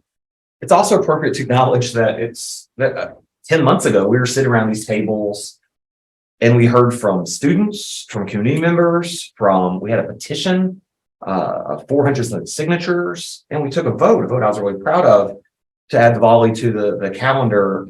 And it wasn't just about calendar management. It was, I think it was a message from this committee and from our community of celebration of the diversity in our schools, in our communities, and respect for religious traditions that people have here. It's true that this had been on the school committee's agenda long before any of us were in these chairs to look at this. It's true that it's the right time to look at it. It's true that it's really kind of awkward to be revisiting this shortly thereafter. And so I think if we move forward with this discussion, I don't know how I would vote on it right now, but I do know that, or I believe that we've established a pattern of having a good process for having these discussions. Over the last couple of years, we tried really hard to listen to the community and hear from folks. And if we're going to do this, then I prefer that we don't rush it, and that we make clear to folks out there that we want to hear from them, we want to listen to them, and that we're proactive in reaching out to different faith communities and just having that conversation again, and that we don't just hear them out, but we listen to them. Because I think this is more than just calendar maintenance. It is in some ways a statement of values, and I'm willing to consider it, but I don't want to rush this. I think it's too important. Those are my thoughts. Cool, thank you. I'll go just because I don't always like going last, and then we'll just go all the way around. So, I'm probably for the removal of the religious holidays, and we've talked a little bit about it. It's like an all or nothing, so I'm not going to pick and choose which religious holidays we're going to celebrate. I mean, that just that's not in the spirit of diversity, equity, and inclusion. So it's an all or not. We're forced to celebrate the 8 federal holidays, and then we choose to take election day off because we think that there's some good value there. In my opinion, no one celebrates all the religious holidays. So if we have 3, you're maybe celebrating 1 and don't know what to do on those other 2 days.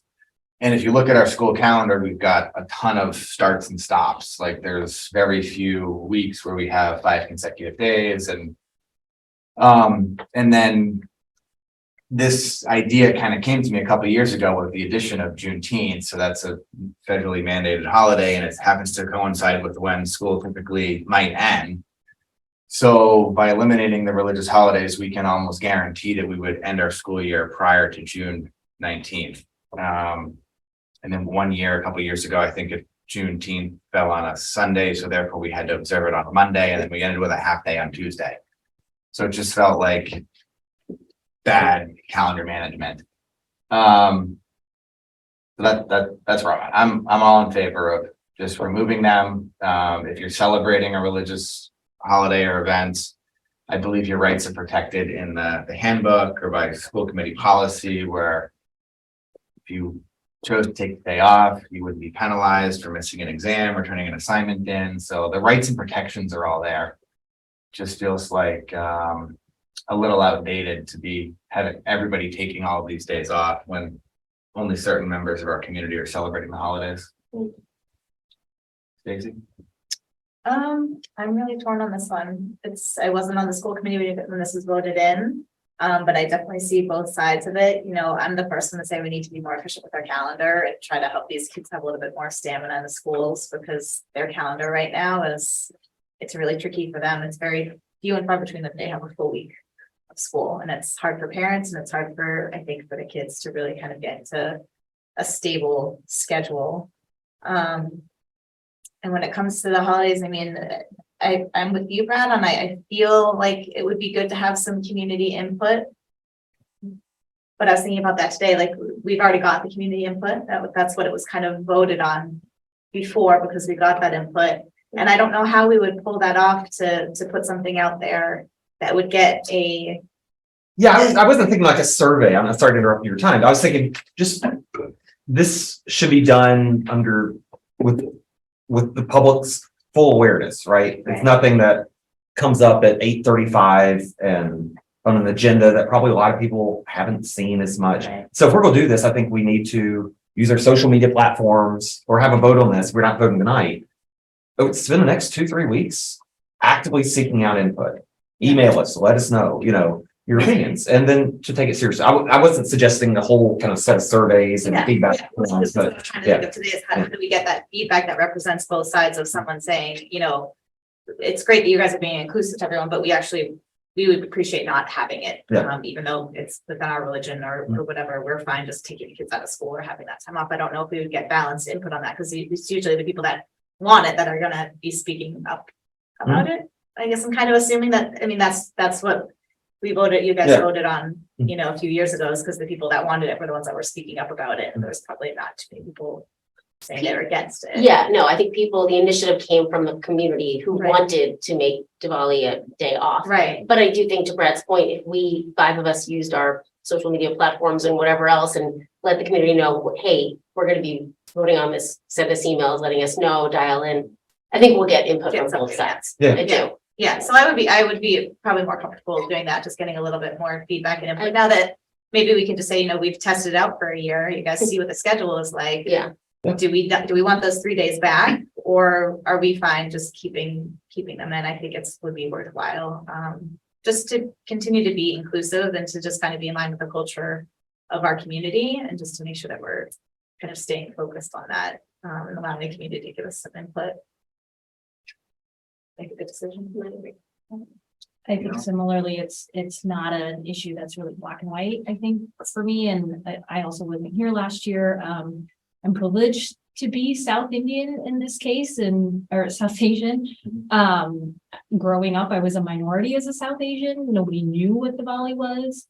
I live in a community now where there's been a huge population growth in South Asian, and it's recognized, but if I was sitting here today as a Chinese American on this committee and we were talking about values, then I don't know what I wonder, like, am I being valued as a member of the community, right? And so that's where I think this conversation starts to go for me. And I think community impact input is really important because we did hear from a portion of the community that really felt like they weren't being heard, but did we hear from everybody, right? And so I think you're right, Brad. I love surveys. We shouldn't do one in this case, but hearing input from the community would be really important. And part of the argument, it wasn't, I don't think, if I recall correctly, it wasn't the main part of the argument for including the volley was. The main part was, this is important to my family. I'm coming home late for school. I'm never able to do all the things that my family would traditionally do because I don't want to miss school and these other things. But a part of the argument was equity, right? That this certain, we privilege certain religions over others, certainly. And we have, like, we live in a state where Christmas, we're not talking about taking Christmas off the calendar because Christmas is a federal holiday, a state holiday. Winter break is always over Christmas, right? There's things that are built in that protect certain holidays from this kind of scrutiny and calendar adjustments than others, right? That's just true. But the equity, so we heard from some people saying, treat this holiday, which is important to, I think, 10 to 14% of our community, as the same as you do these other holidays. But that opens the door for treating them all equally, could mean respecting them all and keeping them on the calendar, or it could be taking them all off the calendar and asking those communities to celebrate the way you want to, but understand will be protected school consequences. And so there's an equity argument for having, I think it's keep all three or remove all three. That's true. Yeah. Equity could include removing all three. Yeah. That's still Yeah, acceptable. I mean, that's where I'm coming from, 100%. Yeah.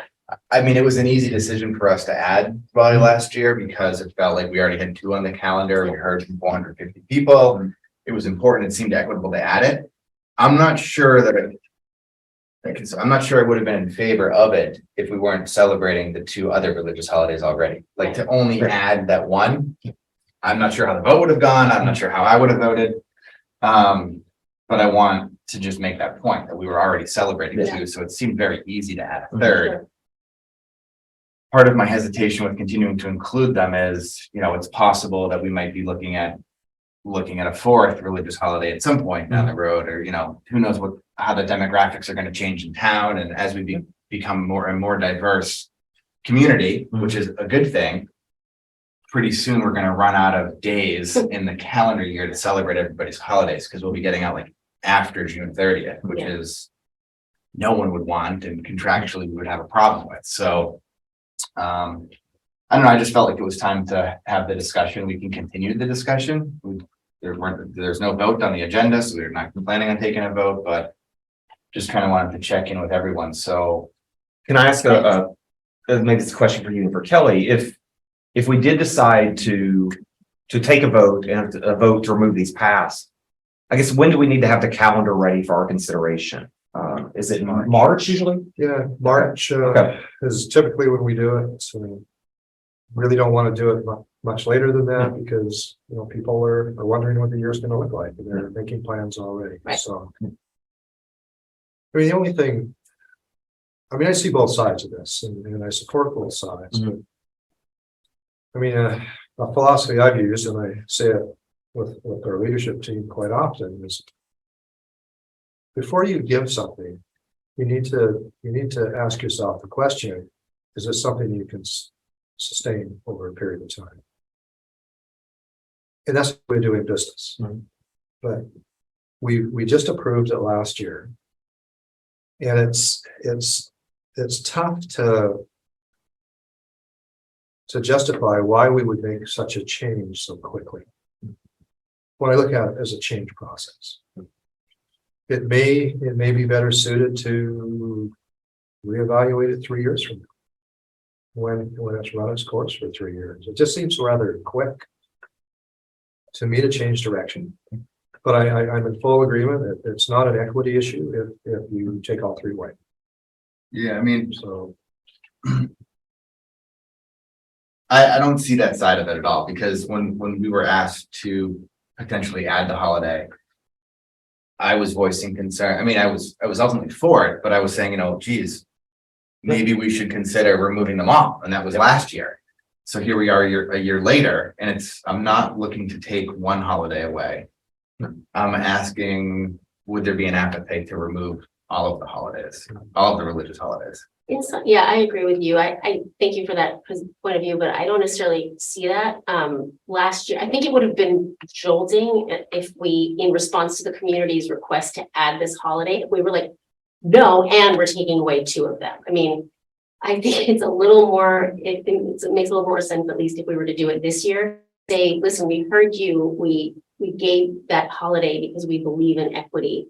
But the long-term sustainability of that is just not there going forward. And we actually now are taking away all 3 for the reason of calendar management and equity, and considering the equity of doing that. So I don't know, it might be a little bit jarring, but I don't think it would be the end of the world to do that. Kelly, could you clarify for us what the policy would be on those holidays if we had school? So how we could make it, how you guys have done it in the Right, past? the students that and their families that celebrate those holidays, they would be not required to write tests that day or hand assignments. So no tests, no assignments. But I mean, that works, it's fine in theory, but when you start looking at high school curriculum and the pace at which that curriculum is taught, you heard from a number of our students that that's fine, but we still have to get this stuff done. We lose a day, it takes us, at least 2 days to catch up. And so we're trying to celebrate the holiday, but we're feeling guilty about all the things that we should be doing. And I think that was very, very vivid, very speaking to us. And do you know like what percentage of students when these holidays weren't on the calendar, what percentage of students were not attending school? Like, was it a large portion of the kids that were missing out on the curriculum, or did they No, handle? not at all, but they didn't feel good about it. And some of Right. their families probably didn't feel good about it. And no, our attendance really wasn't affected by that. But I think in some cases, the holidays that we had on the calendar, religious holidays, what happens during that day has changed over time. I think people's time that they have, they don't that time celebrate it like previous generations have celebrated those holidays, and it's just a change in generation. So it's hard to determine how prevalent that is. I'm in agreement with that statement, but that would be my own anecdotal experience, so I don't know how much weight that carries, but I believe that to be true. And same, just honestly anecdotally, just speaking for myself, that week of Diwali is really stressful because I don't stop working. I have a full-time job while trying to do all the things I'm doing in the evening. And we actually don't take the day off in Diwali. We take the day off the next year. For us, it's New Year's. And that's the day I take The off next work. day? The next day. The next day. Okay. It's our New Year's. And we go to temple that day. And if I were to pull my kids out, it would be that day. But so there's like even facets of I remember you Indians saying it, that so like do we things gave you the wrong differently. day off. But I love the day off, but then the next day I Right. still took the day off because that's what we do. And then for the week of Christmas, I just sat at home and did nothing. But it's, it's not a lunar calendar, and Chinese New Year and Diwali, and they're all based on lunar calendars. And so we're navigating living in a country where the calendar is based on that and do job. And I'm not saying that they did not have a valid point. Absolutely. And I'm so grateful for the committee for recognizing what their challenges are and for respecting that. And I think it's this balance of, again, we're talking about equity and the values and community members. And so we value 3 specific community members. Is that equitable? It's based on population, but why, if I'm not a population that's large in Littleton, am I not valued? It's Does that something make you have to sense? draw a line though, if there are like 3 people there, one religion, right? You Right, but wouldn't just take that down. because my religion is not popular in Littleton or in this country, maybe, it's not valued, but that's how I grew up as a kid. There weren't that many South Asians Right. in the country, or even where I grew up, nobody knew what the Valley was. I'm privileged now where a lot of people know that, but there are other communities. So it's just a very tricky balance and a fine line. And I also see both sides to it, definitely. I guess I have two thoughts. One, coming back to it, is that like you get Christmas week off because that's the way our school calendar is set up and that's the way our country's set up. So equitable is we can control school calendar. There are larger imbalances that just exist. The other is to kind of Kelly's question about timing. I see what you're saying. Like, let's give it a ride. Let's not reverse it so quickly. If we were to reverse it, for a variety of reasons. And I don't know if a 3-year pause or let's revisit this in 3 years is the way to do it. Or if this is the kind of thing that this committee could revisit every year when it comes time to do the calendar, that's maybe a process question. The argument for doing it now, even though I'm not sure I'd support it right now, I don't think I would right now, is that we're taking a holistic look at the calendar. So instead of rolling out calendar change by calendar change by calendar change, let's hit reset and let's, as best we can, get the school starting when we want them, get the calendar reflect the dates we want, and do that all at once. And if this is a change that this committee and this community wants to make, then waiting 3 years may not make sense. Is it possible to, we did a forum for school start time on a separate day. Is it possible to like encourage community members or like leave time? We always have time for community members, or is our agenda so backed? No, I mean, we can. The mom's page might be a great place to do that.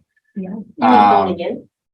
Or We I think emails. we could have a forum from 6 to 7 prior to a school committee meeting. We've done I that. just think offering multiple, not everybody does social media. And No, I that know, can't be our yeah. only outlet. And so it's It's been a long time since we got hundreds of emails in a week. This may be a chance for us to do that.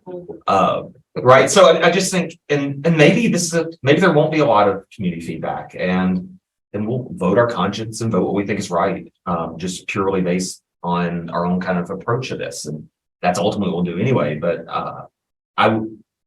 if we're gonna take a vote on this, I'm glad it's not be tonight. If it's gonna be at our next meeting or even the weekend meeting after that, which I guess would be as late as it could possibly be, if we're going to change the calendar, then we need to do what we can to let the public know we're considering this and invite them to send us emails. Maybe work at the library one day and hop by and see if you want to talk to me about it, kind of thing. That's the Can I just best ask one more question? This might be, I'm just thinking out loud, but would it be possible to kind of decrease the burden on students and families that are celebrating on those days that are tied between, do I go to school or do I celebrate the traditions with my family, to do an early release day on those days? Like we can kind of kill 2 birds with 1 stone. Is that not a possibility? Well, you're getting back into the challenge that we have with the number of half days that we have. We're trying to reduce the number of half days in order to be counterbalanced. I think you're suggesting maybe take one that's going to be half day anyway, put it in a day. Folded into They it. become What 3 you already days. discussed like the November PD day would be the volley. Would be, Oh, right, I see. so, I mean, because if you're looking at percentage of teachers that are celebrating, the majority of your teachers would be able to do their PD. Right, and then the students that needed to celebrate So that could would, get out early, and everyone else is just kind of, it's a normal curriculum day for everyone else, or a shortened curriculum day, so they're not missing as much. I don't know. It was just a thought. I'm trying to. You're not still, are you It's referring not a to bad idea. district PD day or What's a that? half day? District PD day or a half? Whatever it would be, Half day. whatever half day, I don't, whatever would make sense, but. The only inequity that I see there is the students get a half day, but the staff doesn't get a half day. So Well, we're if you- prioritizing students over staff, which If you give a half day off to students in the morning, you're gonna have to make a full day up. Because the no, calendar has to be 180 days. She's saying to keep Maybe I the misunderstand. morning and the half day can be like normally Wednesdays are. Right. But in November, if whatever the PD Wednesday is, make that day the volley. So they would Right. go to school in the morning and then in the afternoon, the staff do PD. I see. Right. Okay, Right. that makes more sense. Okay. Then for staff, is that inequitable is the question. Yeah, I think that's maybe something y'all want to talk about with your leadership teams and. Yeah, I think we need to have a conversation. Like, it's all makes sense to me, but there's a lot of. It's an interesting idea. It's a good idea. I think the only challenge is the families get the half day and the opportunity to do the family traditions and the religious aspect of it, but the staff doesn't. Right. That might be okay. I don't know. We good on this topic for now? With the idea that it will be on a future, that this will probably end up on a future agenda Yes. for us to. I think there's an appetite to vote on it from what I'm hearing. As we get closer to the Yeah, calendar. like next meeting or the meeting after. If we don't vote on it, then there's no change. We've kicked the can. If we vote on it to keep it the way it is, great. If we vote on it to change it, then. Come on. Plan on The voting only on it. thing and you've already mentioned it, you need to engage the public. Yeah. Before you vote. And how you do that. Well, that was- Is up to you. This was the spearhead of You that can take this a vote. evening. So it was on an agenda, official topic. We can use the next 2 weeks or 4 weeks to get the community engagement and then Okay. vote if we feel that there's a need to. All right, last but not least, in terms of new business, a summary of time on learning for each of our schools. Director of Teaching and Learning, Ms. Steele, lead a discussion on learning requirements and where we stack up. Great. So as we know, DESE sets forth school calendar requirements, what we were just talking about, but also structured learning time. We call it time on learning, right? Officially in regulation, it is considered structured learning time. And so what structured learning time is set regularly scheduled academic activities, academic assessments. It's kind of all the learning that happens, right? And so the time during the day that does not count, the minutes that do not count toward this time on learning or structured learning time is, for example, lunch, recess, passing time. So we have to count up all those minutes and it actually comes off of our grand total of our structured learning time, right? So on the left, the chart there, you see the required time set forth by DESE. So when we look at that, kindergarten is only 425 hours. Keep in mind that when in DESE's view, they're looking at that as a half day program, right? So keep that in mind. We actually have a full day program. So that's why when you look at the kindergarten numbers, we're more than double because we have full day kindergarten. Elementary, the requirement is 900 hours and secondary is 990 hours. And on the right in that table, you see where we stack up against the requirements, right? So kindergarten right now, we have 858 hours of structured learning time. And then for our transitional grades 1 and 2, we're at 913 hours. For Russell Street, we're at 933 hours. For the middle school, 992 hours. And then for the high school, we're over with 1,014 hours. So we are meeting the minimum requirements. Some have more flexibility in minutes than others. And sometimes we can go, it's just a small change of a minute or two. Those minute or two start to add up very quickly. So even with 3 minutes passing time, right, just adding one transition can sometimes make a big difference over the long term. So that's currently where we stack up with the structured learning. That's correct. So I'm just trying to figure out so it's not time in building, it's time in structured learning time. Correct. I'm looking at the middle school and how close we are there. Jason, does this reflect we built in these kind of, I forgot what we call them, the advisories and made them 18 minutes or 22 minutes. Is that structured learning time or is that? Yes, Okay, good. Yeah. Okay, good. it is because the students are doing learning activities during that time. Good. So it is, even when we bring a presenter in, so for example, not long ago, Light and Electric, right, Michelle, came in, even those presentations to our students, that counts as structured learning. Just to clarify, the middle school at 992 is against the secondary at 990 and not the 900 for elementary? Correct. Okay, I only asked that question because in the contract with the LEA, sometimes they refer to the middle school as Yeah. still like. part of the Archaic elementary. language that Yeah. Was it 30 years ago? It's still. And so the only things that really don't count are lunch, recess, and passing time. Otherwise, it's assumed, no matter what they're really doing, they could be hanging out in one of the chill zones in the corner or whatever. That's time on learning. Yes, Okay, assuming that that doesn't start to go, half the day, students are Right, in the sure. chill zone, right? I mean, then we have bigger concerns that we need Yeah. to be discussing, but yes, those are the bulk, and that's where our structured learning time is taken away, this lunch, recess, passing time. okay. So I guess I don't know a lot about this topic, but I guess why I am interested in it is like, is this what we're hoping to accomplish? Like, we're essentially at somewhere between just barely hitting it at 100% and maybe at like 103% or something like that. Like Russell Street's achieving 103% of the bare minimum. So is that comparable to other districts, or do other districts hit like 105, 107, 110%? I mean, I know that our day is only 6.5 hours long. And when you strip this stuff out, this is what we're left with. I think one of the challenges is 20 half days in some of the elementary schools. So we miss a bunch of opportunity there for time on learning in the classroom. But are there other districts that are doing a lot more than us, or does everybody kind of just hit the minimum? So I think we're comparable. I'd have to do a more in-depth analysis Mhm. to give you more detail, but I think we're comparable, and considering the amount of half days that we have, because we do have more half days in comparison to other districts. Yeah. Typically by about 3 or so.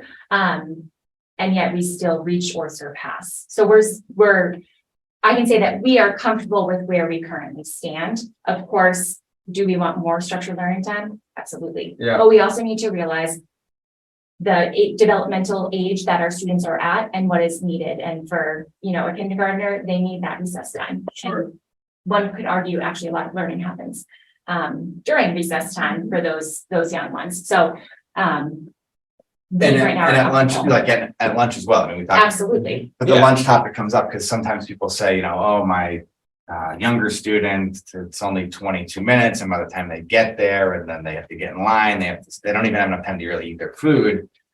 And if we were to extend lunch, we might, like those 1 or 2 minutes over 180 days or 160 days because of all the half days. We might miss the time on learning requirement if we were to extend lunch by just a couple minutes. It adds up. It could get very close. Yeah. There's not a lot of wiggle room in the school day, so we are pretty consistent. I look at high school. Some high schools may have less hours of time on learning, and that's because they give 10-minute breaks in the morning and 10-minute breaks in the afternoon. So there's really not a lot of latitude when you're developing a schedule for the day. So I mean, the only other opportunity that doesn't happen very often, unless you're a charter school, is increase the length of school. Yeah. But it's not common in public schools, with the exception of charter schools. It is a bit of give and take, Mhm. right? That if we're gonna extend lunch by a minute, 2 minutes, then we have to look at where are we taking that minute or two from? Where does that come from? Right? Whether it's a half day, whether it's at another time during the day. But Right.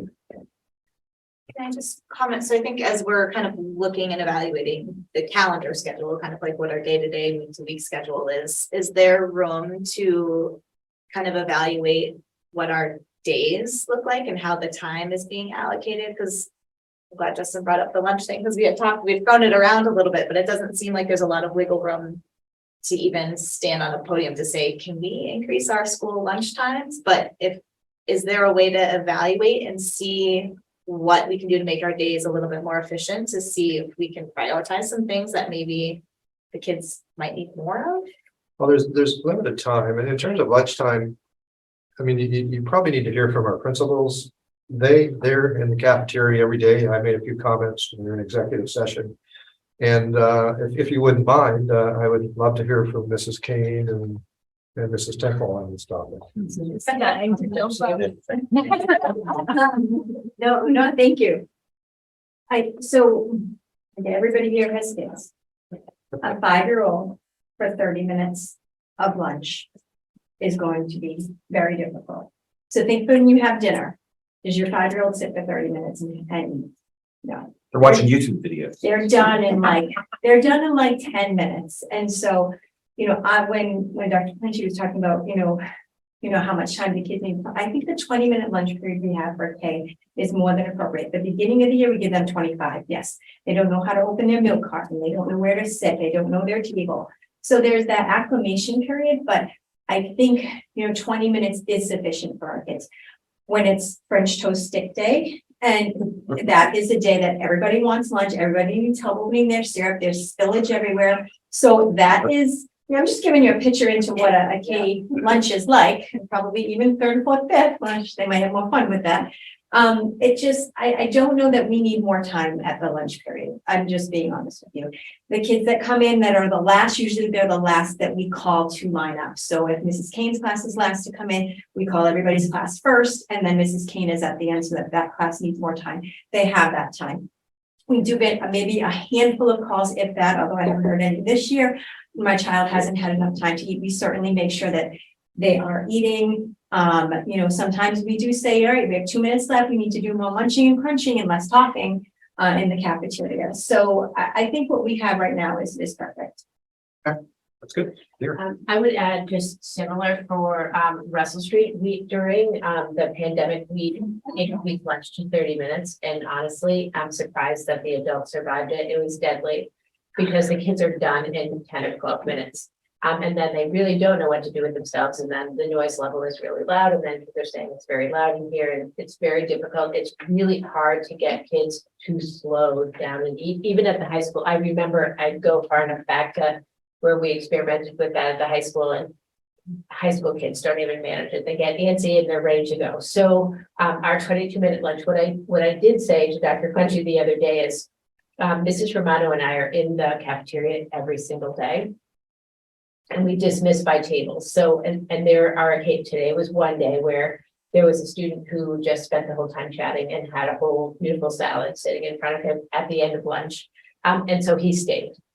We don't make kids throw away their food if they haven't eaten it, if they, sometimes kids get distracted. So we don't have kids that look like they have a full plate of food in front of them, walk away and not eat. We don't make them leave at the end of 22 minutes. If they got distracted that day, we say, please take the time that you need to, because we understand the importance of eating. So we do give our kids a reminder that they have 5 more minutes. We try to keep them on track on the days that it's a bigger lunch or it's, a little bit more challenging to get it all organized. We make sure that the kids have a little bit more time to eat on those days, but 22 minutes is very manageable and enough time for the vast majority of kids to finish.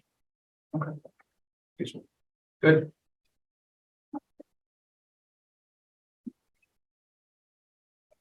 I guess I'd say one thing, Lynn, about the time of learning. First of all, thank you for that. It's really helpful. Our motto has never been, as far as I understand, hey, we're meeting the bare minimum the state requires. And so as long as we can accomplish our educational goals, and this works, then I'm okay with this. It's just that if we don't have enough hours to do what we need to do, then I hope you'll let this committee know. And we'll try to adjust. And that's why I said I think we're comfortable with where we are at. That's what I need to hear. Yeah, I think that's my takeaway too, because I was thinking about the time on learning and how close we were, and I had run my own calculations a couple of years ago. And the school day is only so long, and you're really just stripping out lunch, recess, and passing time. So you're left. It's kind of like, what are you doing with or how efficient or how good can we be at the hours that we have? And that's where we can really look to sort of close that learning loss or make up some of this, 6th grade math deficiencies or things like that, because probably just increasing the day or increasing the time on learning isn't going to yield anything, or it's nearly impossible to do. It's like we just need to be more efficient with the time that we have. And not that we're being inefficient, we just really need to buckle down and do the best job we can. So we good there? Yep. Okay. All right. So we will take a brief pause for a second opportunity for interested citizens to see if there's anyone in the room or at home that wishes to speak. We do not have anyone. No raised hands. Oh, wait, we do have a raised hand. One moment. Rosie Doan, please state your name, your street, and your question, please.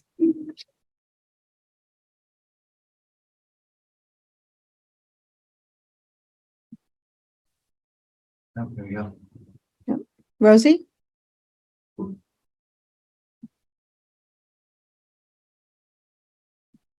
One moment. Rosie, you there?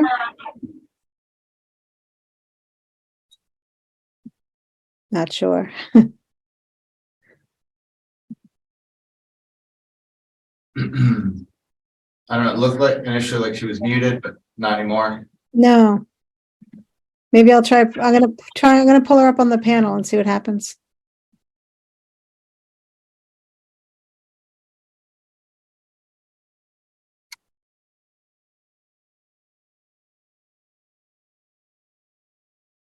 Rosie, you there? Don't know. Okay, I think so. Well, we'll have to come back to her.